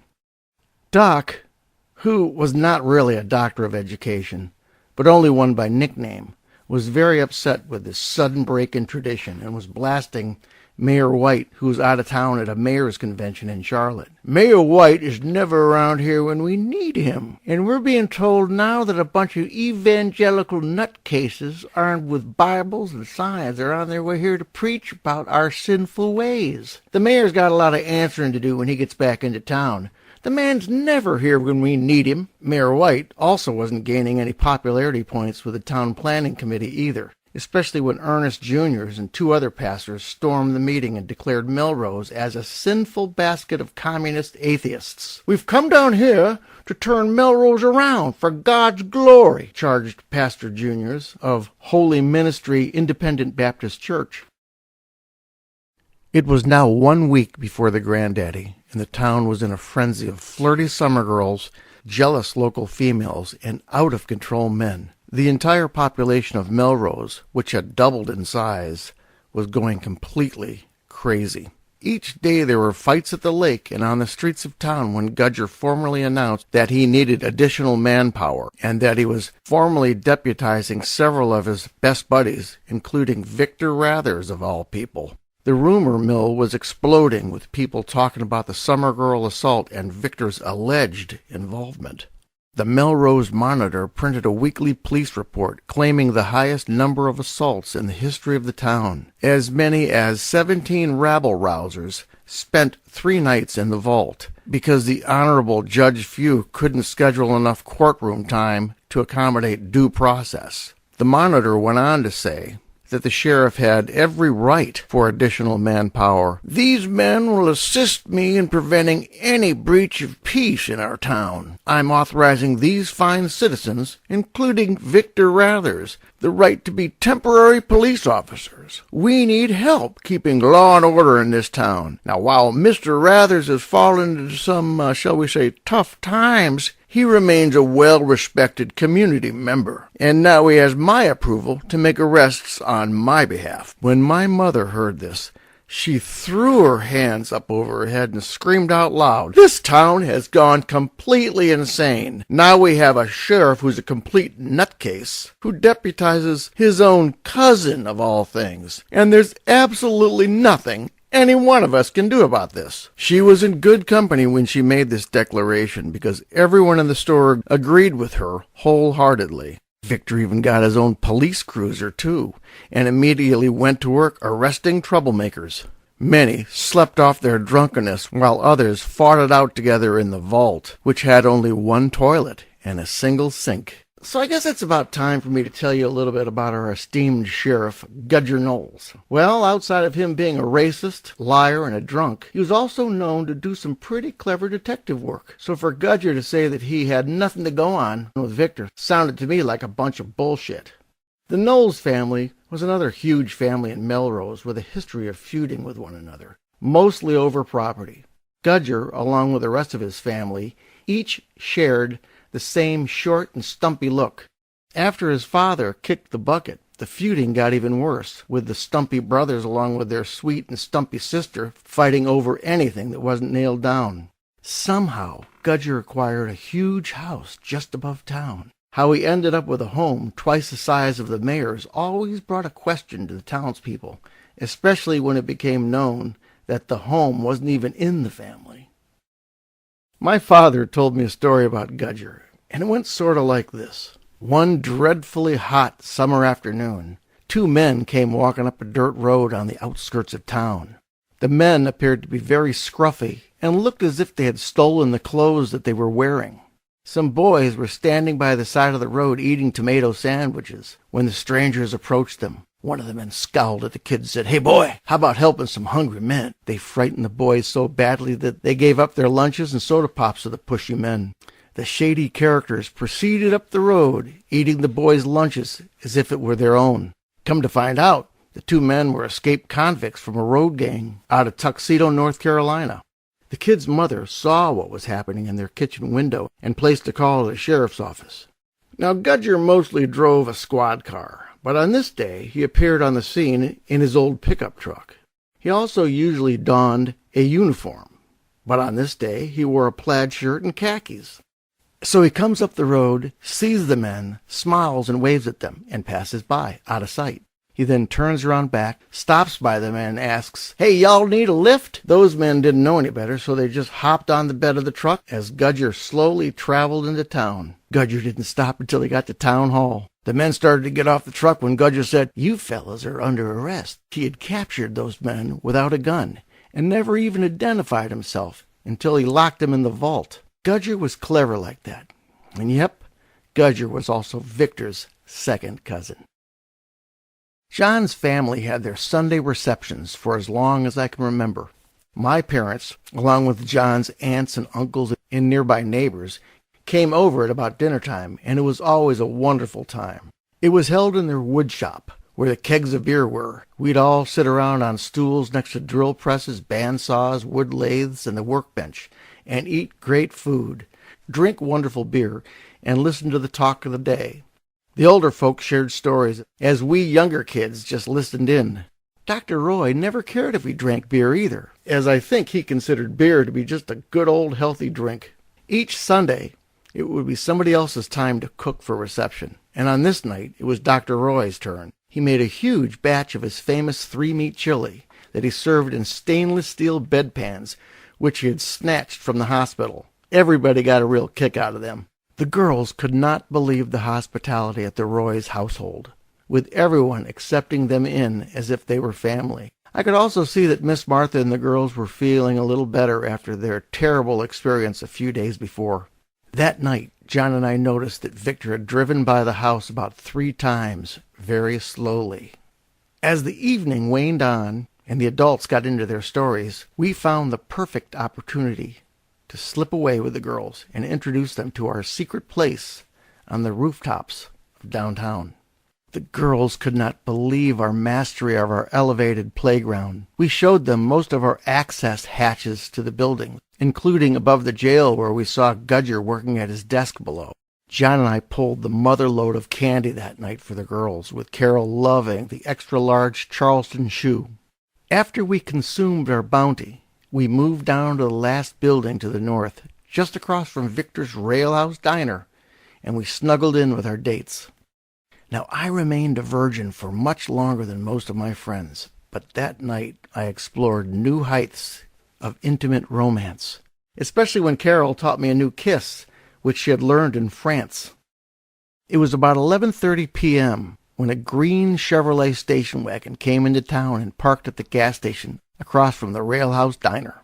A woman got out and quickly walked across the street. As she passed under the street lamp, we noticed it was Amy Rathers. "What the heck is she doing here at this time of night?" John whispered from the next roof over. I remember thinking that the four of us resembled gargoyles as we silently spied on the dark street below. Amy entered the dark diner and didn't turn a single light on.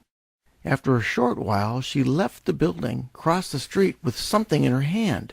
As the light from a nearby streetlight illuminated her body, we each saw the reflection of a revolver in her right hand. "She's got a gun, John," Jane whispered from their vantage point. She started the car and was quickly on her way back up the road and out of town.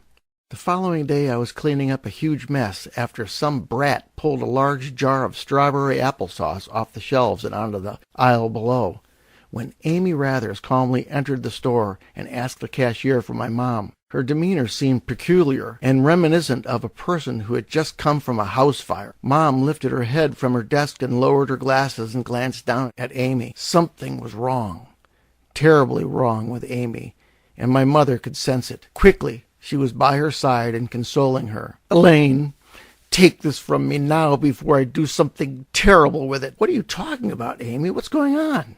While my mother openly despised Victor, she had a special bond with Amy because of her outward appreciation for me. I never understood why Amy favored me the way she did. Every time she saw me, she always seemed to be studying me. Holding her handbag in one hand while retrieving a huge pistol with the other, she furiously pointed the gun at the ceiling. Customers dropped to their knees as my mother confidently disarmed Amy and moved her out of the store. "Take this, Elaine, before I kill Victor." My father came down from the office and retrieved the gun from my mother just as Amy collapsed into my mother's arms, crying. "Did he force himself on that poor woman, Elaine? Please tell me. I want to know." Terrified customers watched from the window as my mother brought the entire scene under control. My father re-entered the store and reassured the shoppers. "It's all right, people. There's no further cause of concern." Some overly concerned citizen, eager to spread more gossip, must have called the sheriff's office, hoping to elevate the activity.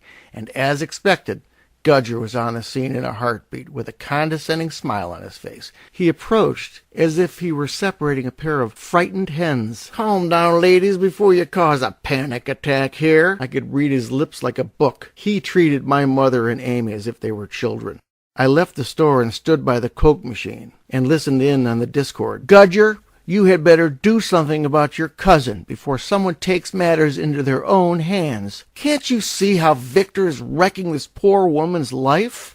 What is that monster going to do next, Gudger? And why the hell is he not in jail? You better lock him in the vault, because he'll be a lot safer there than in his filthy diner. Your cousin is a louse, Gudger, and I'm worried about what crazy thing he'll do next." "Oh, calm down, Elaine." Gudger's fake smile was gone and replaced with a frown. "You need to stop placing blame on Victor for everything that happens in this town. Victor had nothing to do with whatever happened with that summer girl." "What do you mean by that summer girl? You never treat those visitors with any respect. That poor woman was assaulted and maybe even raped." "Elaine, she was not raped. There was no evidence of that. And plus there were no witnesses that saw a damn thing. Everyone in town knows just how much you despise Victor over what happened so dang long ago. So why don't you just drop it before I say something I shouldn't ought to?" Gudger was advancing on my mother just as I came to her aid. "Stay away from my mother, Gudger, Before you what, little man? Rainy Ray, you've been spending way too much time over at that woman's house, staying there at the wee hours of the morning.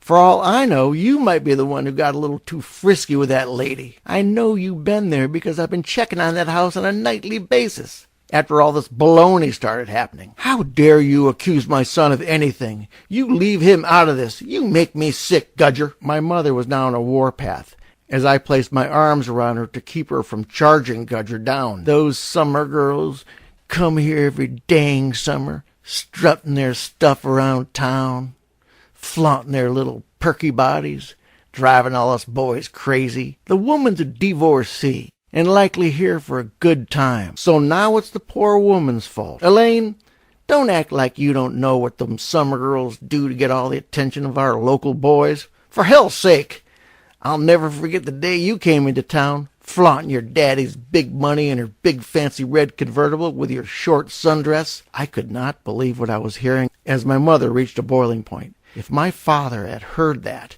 I can't even imagine what he would have done.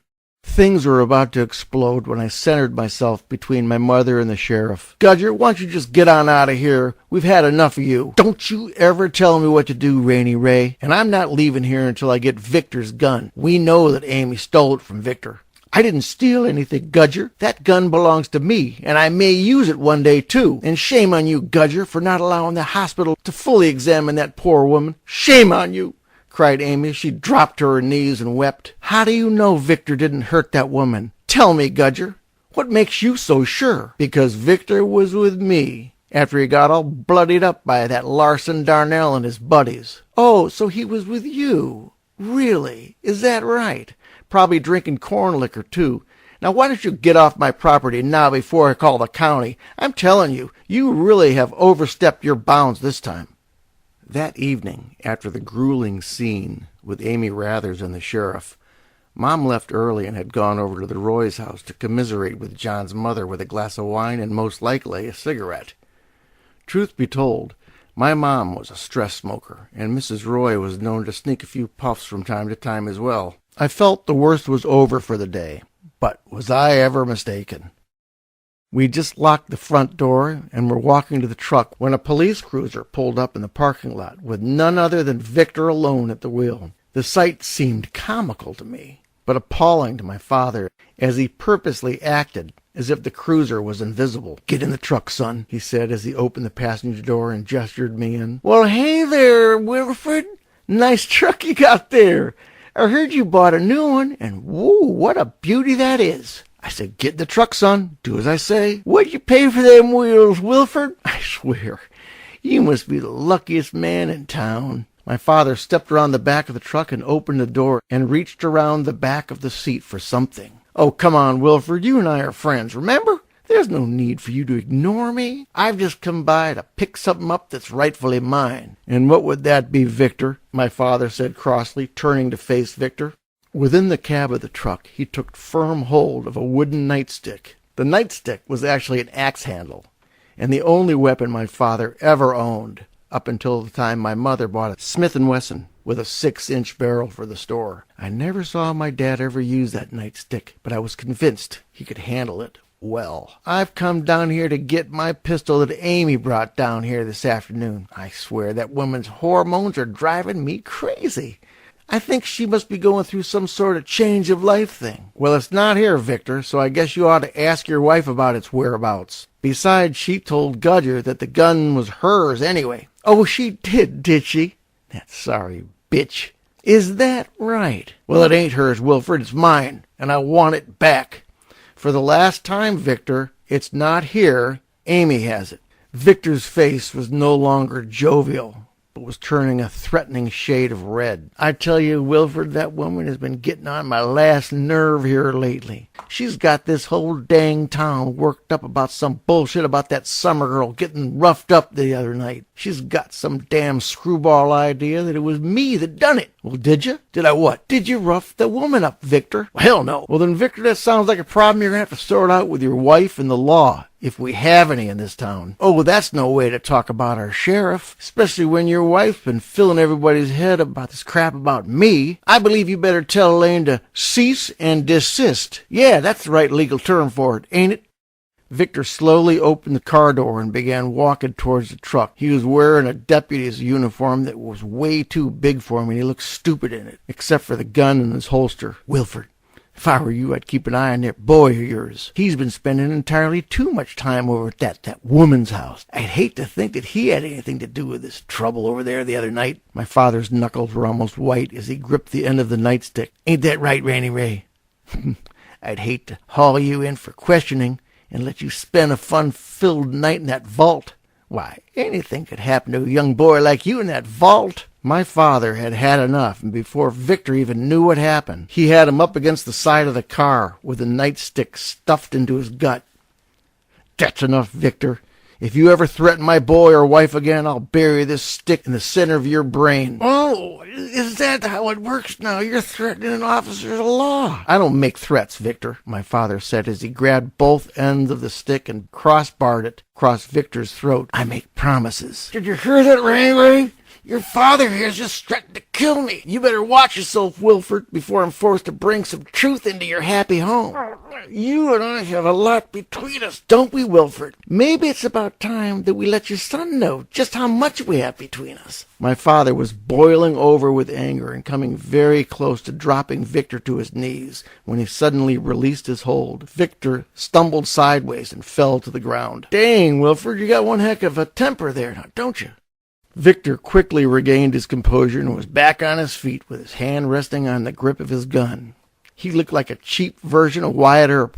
Your wife, your boy, Wilford. Don't make me laugh. You're nothing but an actor playing your part pretty well," Victor said as he retreated back to the driver's seat of the police cruiser. "Oh, I think your boy's looking more and more like you every single day, don't you?" Victor shouted with a mocking laugh as he drove away.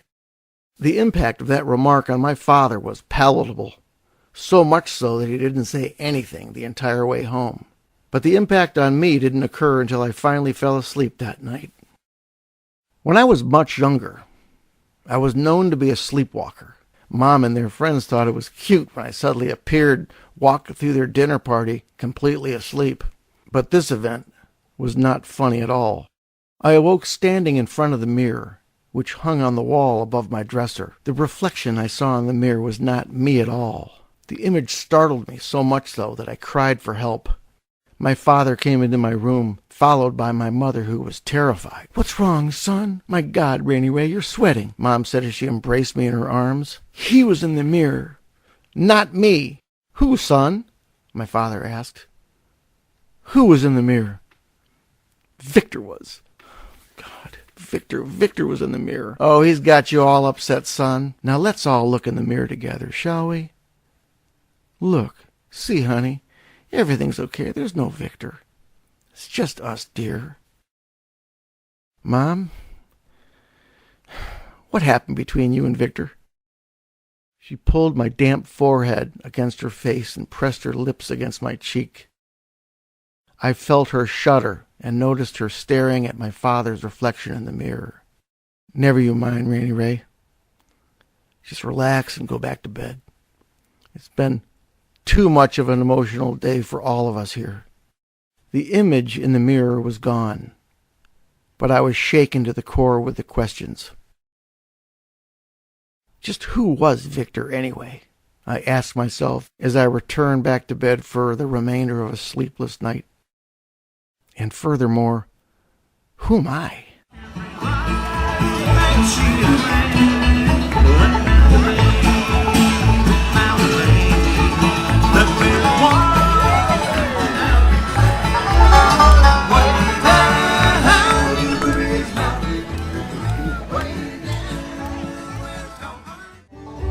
Take her out for a breath of air. You know where, and I don't care. Thank you. Good job.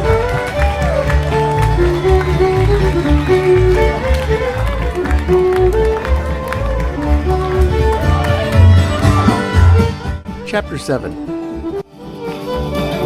Nice job.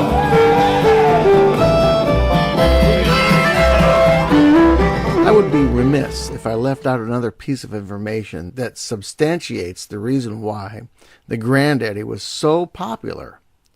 Admittedly, I must confess that I'm embarrassed to even tell you about this cockeyed annual event, which attracted people to Melrose like birdseed to bears.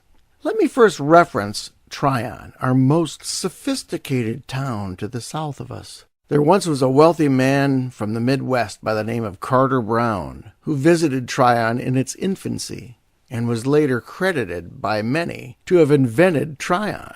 Mr. Brown was an architect, innkeeper, horseman, and visionary. Prior to Brown's arrival, and before the railroad, Tryon was as boring as we were. But through Brown's efforts, Tryon became a cultural equestrian mecca and a hangout for fancy people like F. Scott Fitzgerald, David Niven, and Lefty Flynn. Mr. Brown was also extremely connected to some of the most wealthiest people in the country. These people came to Tryon in droves and stayed in his fancy hotel. Fox hunting became a sport of choice and the most sophisticated pastime to the elegant people of Tryon. Fox hunting was characterized as a group of haughty horse people, spending their days on horseback, some being overly juiced by cognac and bourbon as they chased after a helpless fox. I'll spare you the details on what happened after they caught that poor fox. Now, to be fair, Melrose had one famous star by the name of Perry Como, who lived here part-time. The famous singer loved the privacy he had in Melrose, because most everyone here didn't even know who the hell he was. Now, by contrast, Melrose had its own pastime sport, but without expensive horses and sophisticated people. The activity was simply called coon hunting. The drink of choice from our town heathens was not expensive cognac or bourbon, but moonshine. While most raccoons were left to rot, they were hunted for their fur, and the vast majority were eaten. It was also most common that if the hunt was unsuccessful, they would settle for squirrel. In the mid-60s, hunters actually killed off all of the raccoons in and around Melrose, causing coon hunting to come to a halt. What in the world would our town ever do? Well, our esteemed sheriff, Gudger Knowles, came up with a brilliant idea that would both revitalize the coon population in our area and put cash into his own pocket. Gudger had a similarly stumpy cousin living on the panhandle of Florida by the name of Howitt Knowles. Howitt was an active coon hunter in a state that was overrun by raccoons. That's when a light bulb switched off at his ingenious head of trapping and transporting coons from Florida to North Carolina. Howitt was aware of the coon shortage in Melrose and also the Granddaddy annual dance. He thought square dancing, food, parades, cash. Howitt concocted an idea that Gudger would create an annual town holiday on the exact same day as the Granddaddy that would be called Coon Dog Day. Funding generated from the festival would be enough for Howitt and his buddies to trap as many coons as possible in Florida and transport the little friskies to Melrose. After one close call by Gudger's nephew, who was caught driving a truck full of raccoons through southern Georgia 1 year before it became a federal offense, the Knowles clan found another ingenious way to smuggle the trapped animals in the belly of an old orange juice truck, and Coon Dog Day was born. Most people loved the event, even though they had no idea what was going on. I thought the entire thing was stupid and cruel to those poor raccoons.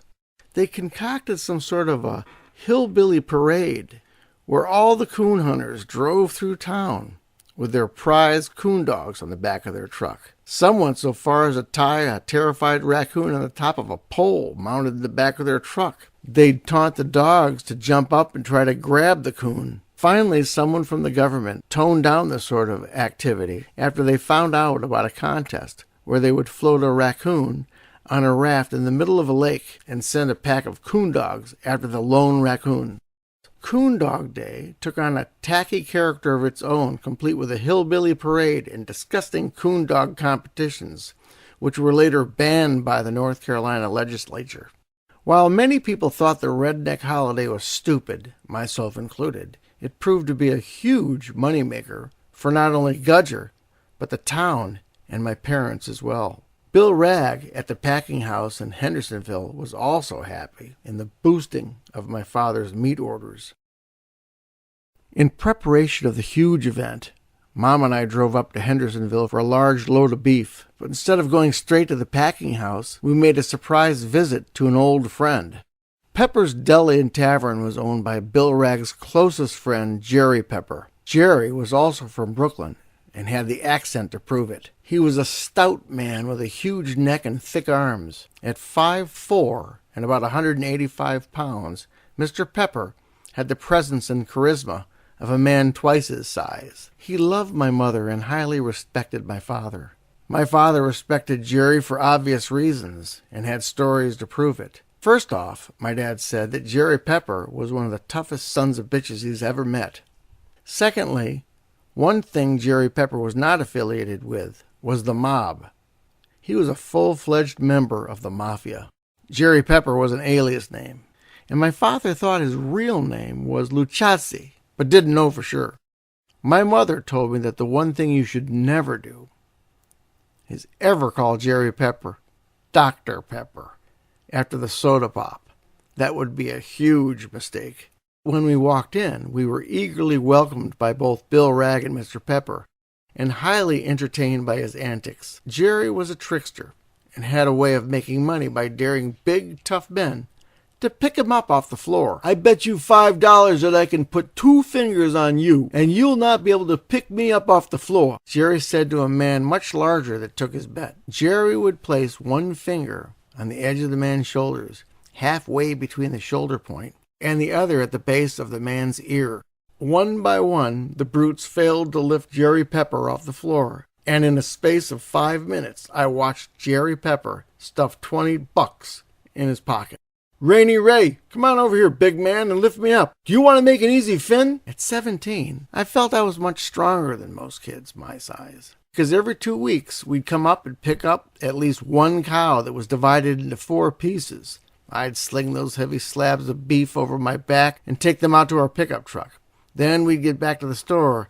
I'd carry those heavy slabs of meat from the truck into the cooler and hang them up on hooks. So how hard could it be, I thought, as I studied the size of this relatively small man. "Get on over here, Rainy Ray, and pick me up, I dare you." "Ah, what the hell," I mumbled as I approached Jerry Pepper, who just lit up a Camel non-filter and stuck it between his lips. "You ready, Rainy Ray? Go ahead, big man. Give it all you got." I did not feel the pressure of his finger on my shoulder on my neck until I struggled to lift Mr. Pepper, as he laughed out loud with a cigarette stuck between his teeth. "Oh, come on, boy. You can do much better than that." Sharp pain shot through my neck and shoulders as I reached around and gave Jerry a huge bear hug. I glanced over at my mother, who was standing next to Mr. Ragg, smiling at me. She seemed so out of place, being the only woman in this bar. It was then a vision of Victor that popped into my mind, and his haunting threat fired up my protective instincts. "You're looking good, Elaine. Damn good. You'll see me again, maybe sooner than you expect, girly girl." More than ever, I wanted to crush Victor and protect my mother from this despicable man as adrenaline surged through my body. "This one's for you, you son of a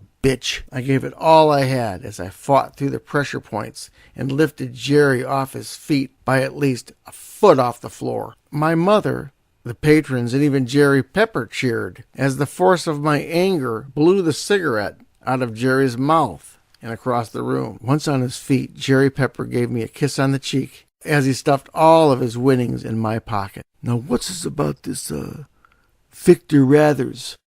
The 4 of us had lunch and talked about the store, our summer girlfriends, and then finally Victor.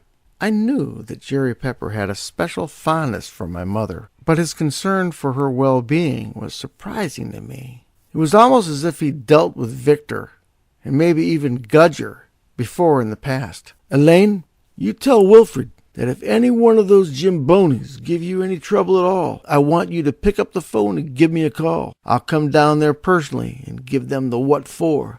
After we loaded up the meat and drove down the mountain towards Melrose, I could hear my mother humming a tune and smiling for the first time in what seemed like a while. As we passed Lake Summit, I looked off and noticed the people on the shoreline. The kids were going down the slides, and the lifeguards were on the diving boards. I wondered if Miss Martha and those pretty girls were there enjoying the sun. I wished that I could have been there with them, but I had a truckload of meat and a full day of work ahead of me. I also thought about Victor Rathers and Gudger again, and wondered what might happen next. My mother scooted next to me, kissed me on my cheek, and rested her head on my shoulder. I took my time driving back to the store that day, savoring the warmth I had with my mother's sweet soul.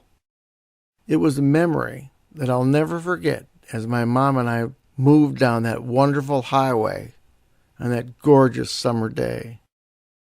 I could tell that my mother felt more secure after talking with Jerry Pepper, even though I would never expect my parents to ask Jerry Pepper for anything, especially protection. Even though Jerry Pepper was a nice man to my parents, it was quietly rumored that he would kill a man for $500. I also remember my father once saying that one should never call on the mafia for a favor unless you have no other choice, because you would owe not only Jerry Pepper, but the Brooklyn-based family a favor in return for the rest of your life. The most unsettling thing about this entire situation with Victor Rathers was that I never witnessed my parents and myself being more threatened in my entire life. I thought anything was possible.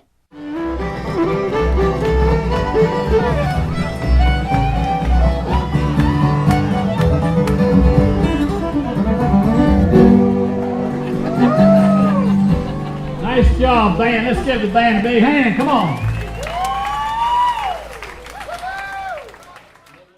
Hello, hello, hello, hello, our voice and music ring. Chapter 8. And the whippoorwill at in the woodland sing. They cross for the side door as I march to and fro.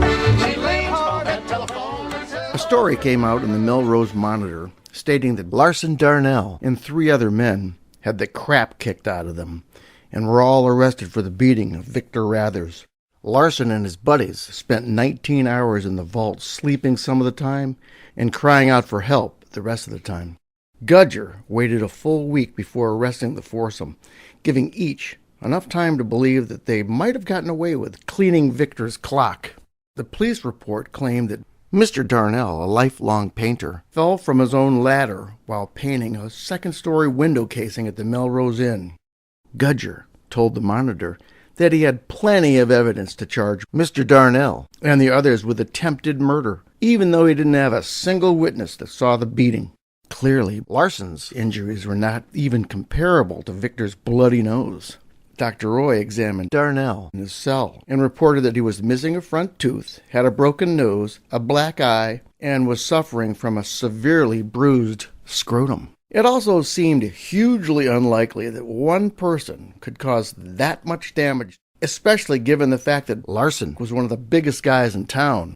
The fact that the Melrose Monitor didn't write a single word about the assault on the summer girl was a point of contention with my mother. As she stormed through the doors of the Melrose Monitor and straight into the publisher's office, she slammed a copy of the Monitor on the desk and read him the riot act. "Kevin, you write only what you want to write in this town, but you never write about anything that really matters to anyone. It seems all you want to do is sell advertising." Kevin Powers was considered by many to be the ruination of the Melrose Monitor, because the town commissioners and the police department appeared to have way too much control over what was and what was not printed. How can you expect our town to even be aware of the dangers in our own midst when you print more about poor, defenseless Victor Rathers than the people hurting? Kevin, I was once proud of our local paper and considered it to be a real partner in our town, but you've turned it into a worthless rag since Kevin fired his editor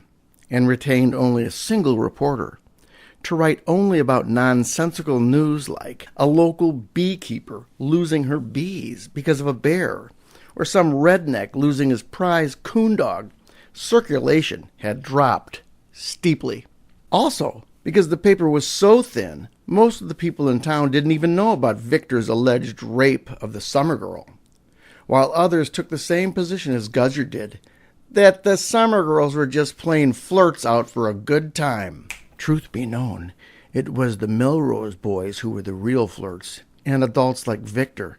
They were the ones looking for a good time. It wasn't until word got out that Victor had beaten up his wife, Amy, and that he was staying at Gudger's house, when people were about to string Victor up by his ankles. While Victor was barely tolerated by the community, People adored Amy and were very concerned about her absence from the tax office. Things got so intense that Victor couldn't even set foot in his own diner for fear of being chased out. He left the daily operations entirely of the hands of KC.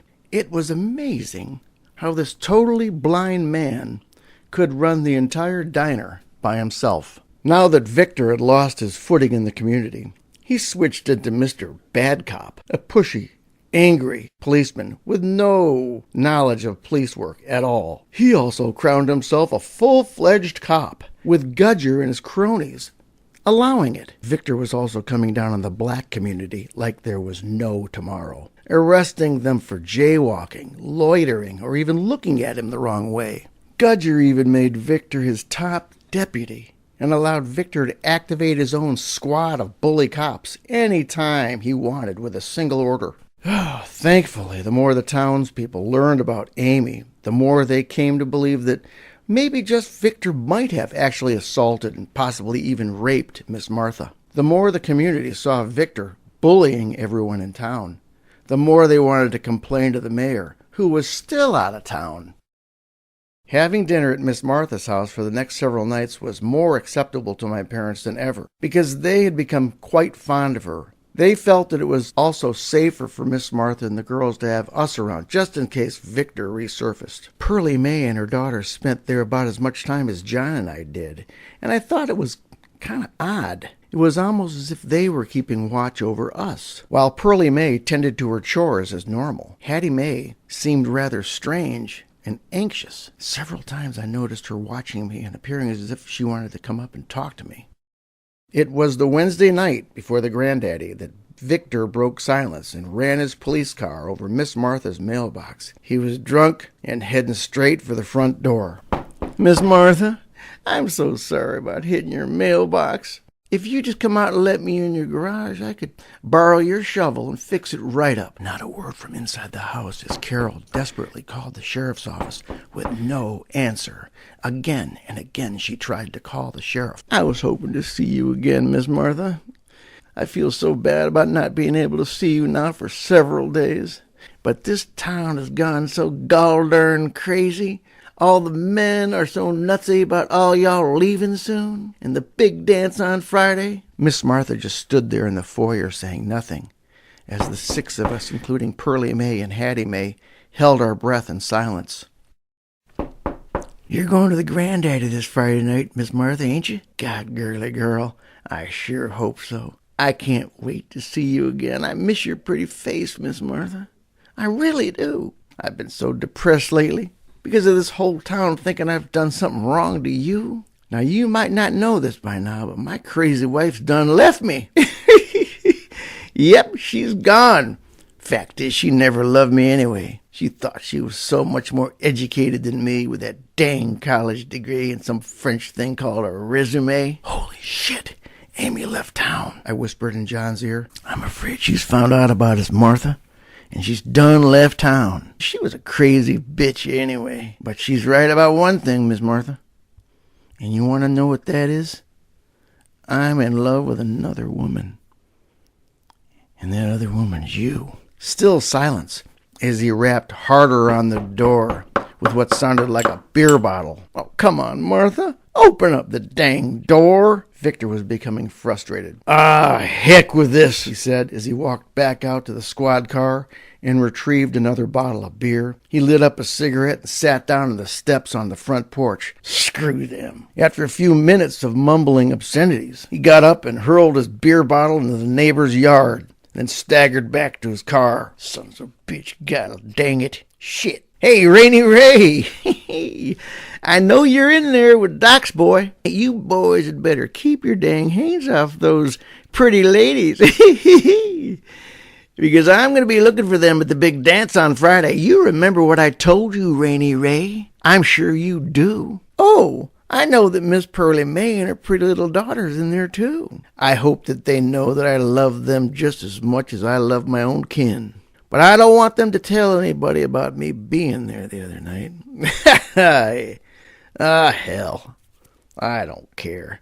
They can tell whoever they want to.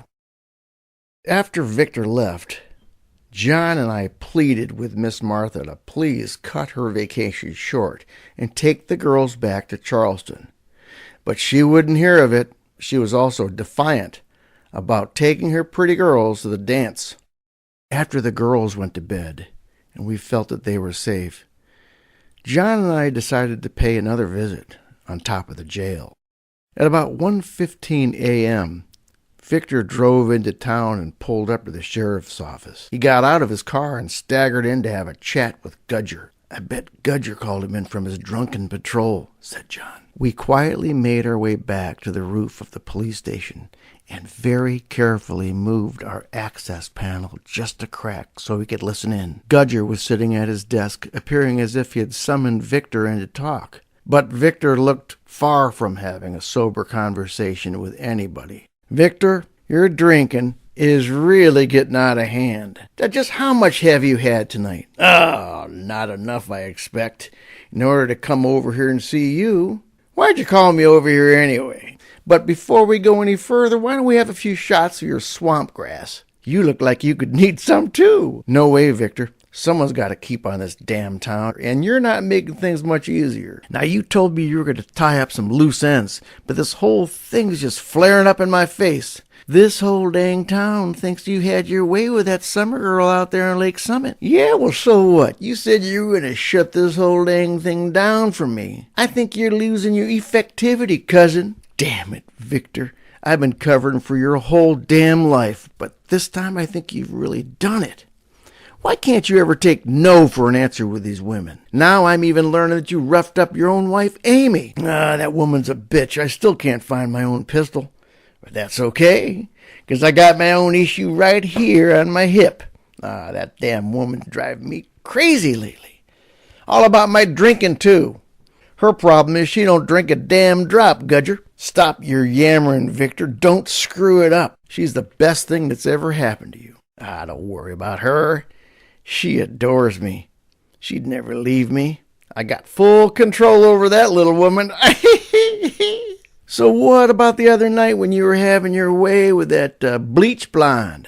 Who in the hell called Dr. Roy in for a house call?" "It wasn't her daughter and her little friend, because I saw them at the dance while you were over there loving up with that summer thing." "Oh, it's just this little damn never you mind, Sheriff. I'll take care of that situation shortly. Now hit me up for some of that homebrew, and let's forget about this whole dang thing." "Not so fast, Victor. You better find out who that was, because I can't keep covering for your ass." Gudger got out of the chair and walked over to a mounted picture on the wall next to the gun rack and slid it to the side, revealing a large supply of bottles. Moving the picture back in place, he sat back down with Victor, and the two of them began to slam them down. Sheriff, you make some of the best hooch in this county." "I think you've got this shit down to a science," said Victor as he stared through the clear booze in his glass. "What's your production volume now, cousin?" "Why do you ask?" "Well, let's just say I've got to cover your butt, too, if you know what I mean." "What the hell are you talking about now, Victor?" "Well, Gudger, people, more often than not, been asking me how the hell you would afford this big old mansion up there on Greenville Street on a sheriff's salary." "Oh, come on now, Gudger. You know as well as I do that we both have been living pretty high on the hog due to your operation. It wouldn't sit too well if Mr. and Mrs. John Q. Melrose learned just how much whiskey you're producing up there in Hulbert Cove. It'd be even worse if the county were to find out exactly where your operation is. Are you with me on that, cousin? Are you following me? Are you threatening me, Victor? Because it sure sounds like you're up to something here." "I'm just saying, you better watch my ass just as much as I'm watching yours." "Well, Victor, I think you're digging yourself into a deeper hole than I may be able to pull you out of." The two were now several shots into their conversation when Gudger looked as if he was about ready to explode. "Gudger, now that I'm no longer a member of that old fancy church, I really don't care what the pastor and all them fat congregation people might think of me anymore." Now, shut up, Victor. You're really starting to piss me off now." "You ain't seen pissed off, Gudger. Now I want you to keep the heat off me with all this silly rape garbage, or I'll blow a hole in your world. You've got more riding on my well-being than you ever really know." At that exact moment, our little party on the rooftop above the sheriff's office became shocked. Gudger finally lost his cool and let the booze control his emotion when he revealed a .44 Magnum long barrel and pointed it right at Victor's head. "Now you listen to me, asshole. If I ever hear any mention of Holbert Cove or anything about my business, I'll burn you down, cousin. I mean, you're dying and all. You got that, Victor? Right now, you're nothing but a bum with a badge." There was a long pause as the two drunks stared at each other and waited for the other to blink. "Oh, come on now, cousin. Calm the heck down. I was just yanking your chain. I'd never turn on my own blood. I mean, we're family, Gudger. Hey, my mama, your mama, hell, we just one tight-knit little family, ain't we? I'd never do anything to break their hearts." More silence as Gudger pulled back the hammer on his pistol. "Wrong, Victor. Guess what? My mama hates your mama's guts more than you'll ever know. Now get out there and fix things, Victor, and get the hell out of my sight." I hadn't recognized the full weight of stress on me until I noticed just how much time I was spending on the rooftops of downtown. I was spending all night up there, often falling asleep under the stars. Alone I sat into the wee hours of the morning, right above Western Auto, watching the town below, worrying about my parents, Miss Martha, the girls, and especially myself. My mother was a wreck, my father lost his smile, and I was suffering from a constant upset stomach. I was steeply falling into an identity crisis, often looking at my reflection in the mirror or a passing window and seeing less and less resemblance of my father and more of Victor Rathers. I no longer felt like a cool, reasonably good-looking young product of a wonderful family, but a gross byproduct mini version of Victor Rathers. Everything happens for a reason, they often say. But what if I become a duplicate of Victor? I shuddered as I touched my face and measured the length of my nose. Was I destined to become a balloon in the wind, as my mother often coined the half-witted idiot Victor? I even went so far as to worry that my mother might look at me and see only Victor's face. How could she continue to love me and stand by me and even feel close to me anymore? Finally, a brief intermission saved me. A small amount of humor popped into my mind and caused me to giggle under my breath when an image of the Hunchback of Notre Dame visited me. Comedy relief, I thought. At least I can still smile. "Keep your shit together, Rainy Ray," I mumbled under my breath. "Things are going to get better soon. I hope." I'd wait for the last commuter train from New York City to Jacksonville, Florida to buzz through our town, never even bothering to stop.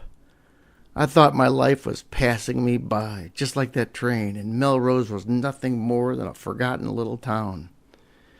I was so close to jumping on that doubleheader, clinging for my dear life and riding that monster the hell out of here. As the train rumbled and approached and the ground began to shake, I imagined the rooftops as my own private train, with the jail being the caboose and the locomotive way up front.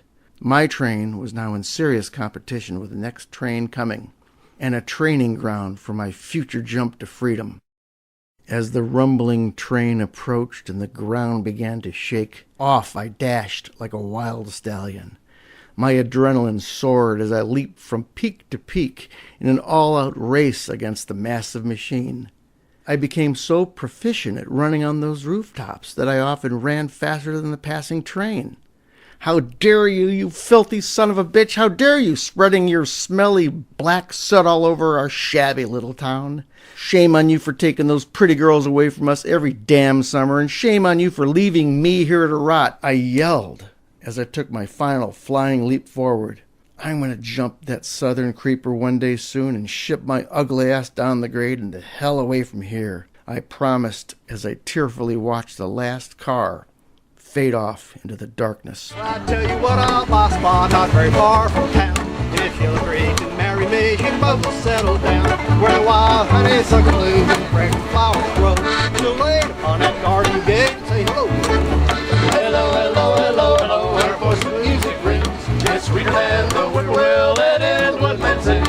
They cross for the side door as I must to and fro. She leans on that telephone and says hello, hello, hello.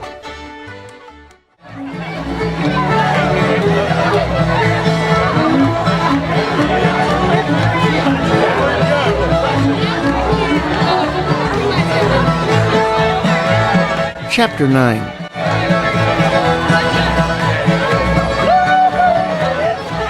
Melrose had a funny way with visitors.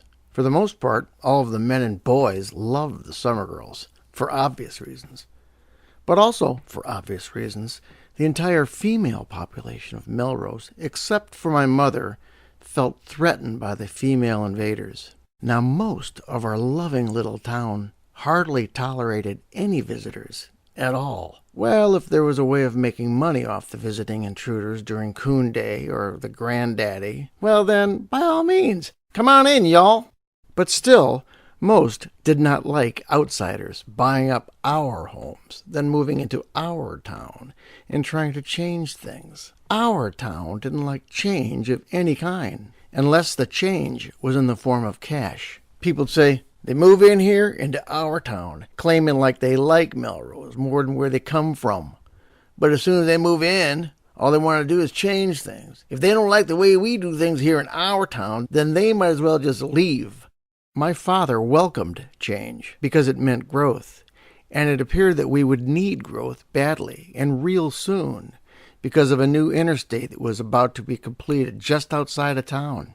It was expected that people were bound to shop more at those big department stores up in Hendersonville or down in Spartanburg instead of our podunk little out-of-the-way town.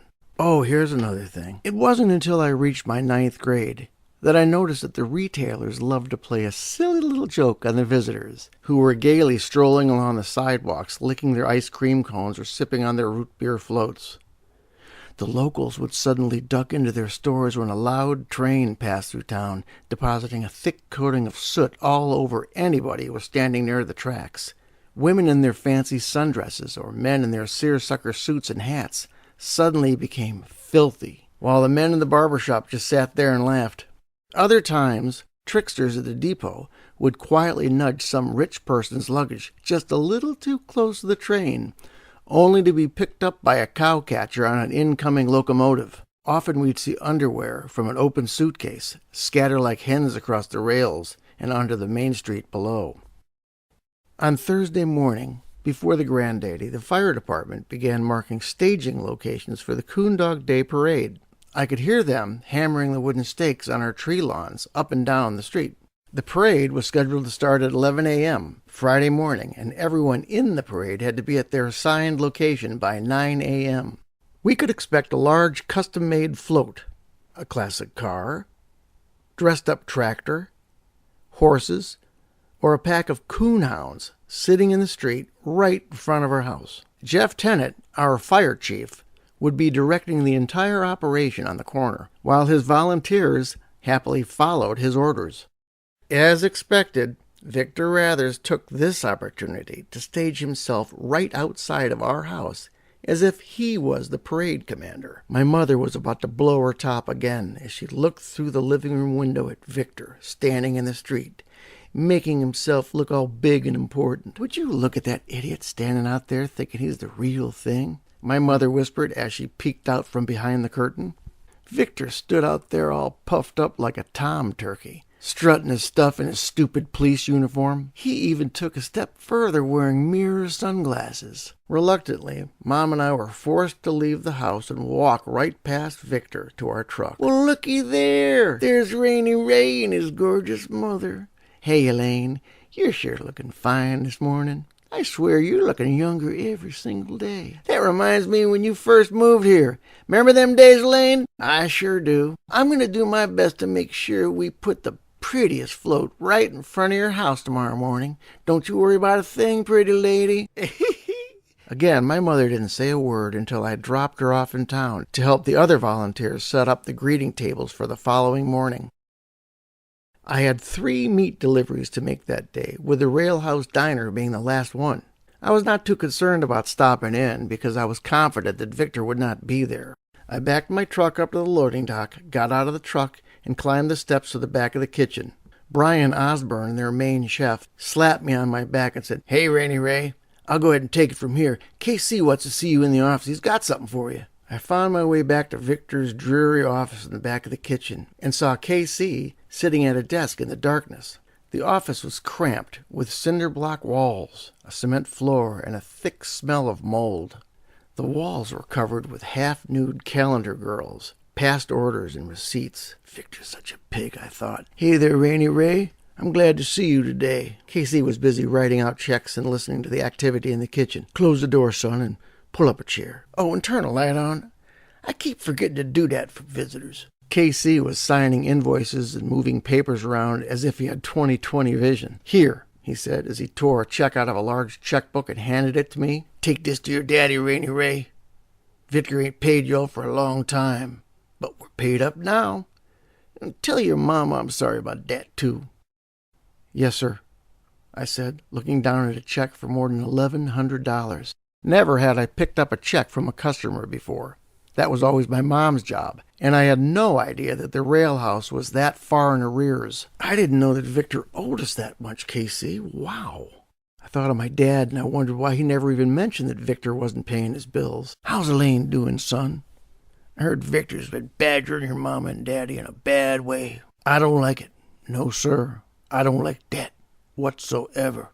"Yeah, he's really got our family upset in a big way. My mom is awfully tired of Victor. And he's got my dad really angry, too. That man's in a bad way these days.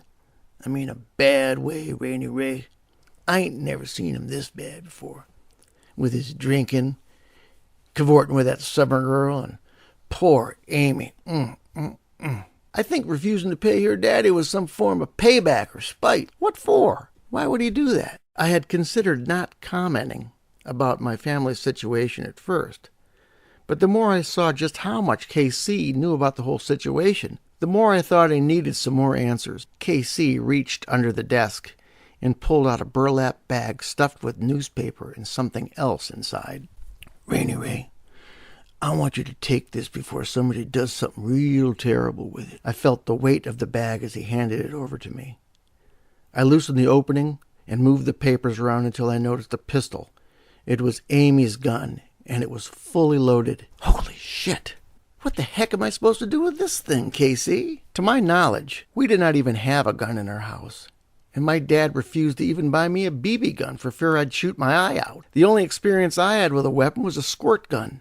Well, that's not entirely true. John had several BB guns, including a CO2 pellet gun, which we would shoot at passing boxcars. But a loaded gun? Where would I put it? What if Victor found out that I had it? "It's okay, Rainy Ray. Neither one of them know where that gun is, because if they did, I have a feeling they might use it on each other. So take it with you, Rainy Ray, and get it out of here." What's wrong with Victor, KC? Do you have any idea what's going on in his head? I think he's lost his mind. "Well, I think it goes back a long way, Rainy Ray. Victor's father was a good man. I mean, he was a good man. Now, I'm going to tell you something you might not know. But Victor's daddy raised me up ever since I was a little child. He took me off the street and raised me like I was his own son." Wow, I didn't know that, Casey. "That man sent me to school for the deaf and blind and paid for everything. He gave me a job in this here store. Who would do that, Rainy Ray? I was nothing more than a poor, blind black boy. And that man gave me everything. But what about Victor? Why did he turn out to be such a mess?" "Well, Victor's always been a mess, Rainy Ray. Some people are just born that way.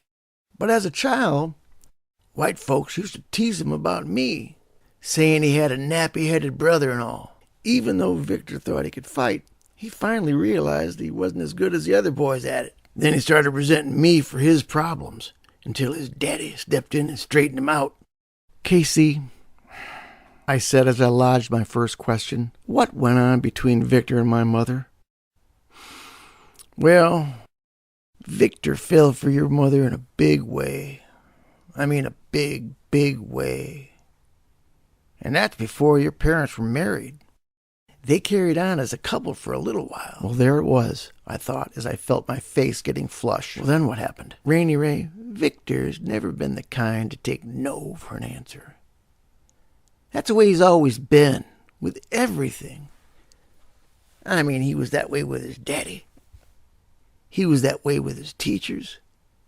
And most of all, the girls. He always wanted his way with the women. I sent off my second question. Well, did he have his way with my mother, Casey? Son, that's not for me to tell you anything about. That's your mama's business. Did Victor rape my mom? Well, I can tell you he troubled her in a big way. And he even stalked her, too. Well, how did it stop, Casey? Come on, you have to tell me more. I can't, Rainy Ray. That's your mother's business. But I will tell you that it all came to a stop when Dr. Pepper came down from Hendersonville and changed Victor's thought processes. What do you mean? Victor got beat up so bad he didn't even know what hit him. He didn't even know who he was for almost 10 days. He became goofy after that incident, sporting that silly laugh and claiming that he met God himself. He said that God Almighty told him he needed to make things right with his life and leave your mother alone. And he did, Rainy Ray. He did for a long time. Marrying Amy and working hard, up until they got kicked out of that church. That's when he started drinking again, acting like a fool. Now he's hooked up with our drunk sheriff, sporting a badge and acting like a Lone Ranger. So keep an eye out for Victor and his fat deputies, Rainy Ray. Ain't no telling what that fool might do next. I thanked KC for the information, stood up, and headed for the door. Come over here, son. KC got up out of his chair and met me halfway. Before I knew it, he had his arms around me and was giving me a big hug. You're a good boy, Rainy Ray. You'll be fine. Just be good to your mother and father. And keep smart. You need to be smarter than Victor and his clowns. He released his embrace and turned me to face him. How do you know all this, Casey? I raised my head and pretended to look at him in his face. I said, look at me, Rainy Ray. Look me in the eyes. I looked at his blank and glossed over eyes and felt that he could see me better than I could see him. You might not understand this, Rainy Ray, but for some damn reason, most folks think that a blind person's deaf too. They always talk louder as if we can't hear a damn thing. Well, it ain't true, Rainy Ray. It ain't true at all. I believe I can hear better than any human or animal in this town. I can even hear through brick walls, Rainy Ray. And because of that, I know more about what's going on in this diner in this here town than most anybody can ever imagine. You know why, Rainy Ray? No, why? Because I listen. I listen to everything, Rainy Ray. You gotta watch yourself in life. You gotta listen too. You gotta keep yourself safe. You understand what I'm telling you, boy? Yes, sir, I said with a larger-than-life degree of respect for this blind man, who was mostly considered by many as a deaf, dumb black man. I also felt honored that he appreciated me so much to confide in me as much as he did, even though he wouldn't tell me what I really wanted to know about my mother, and then me. After 3 loving taps on my back by Casey's strong black hands, I was on my way out the door into the already blisteringly hot summer afternoon for another full day of work. Chapter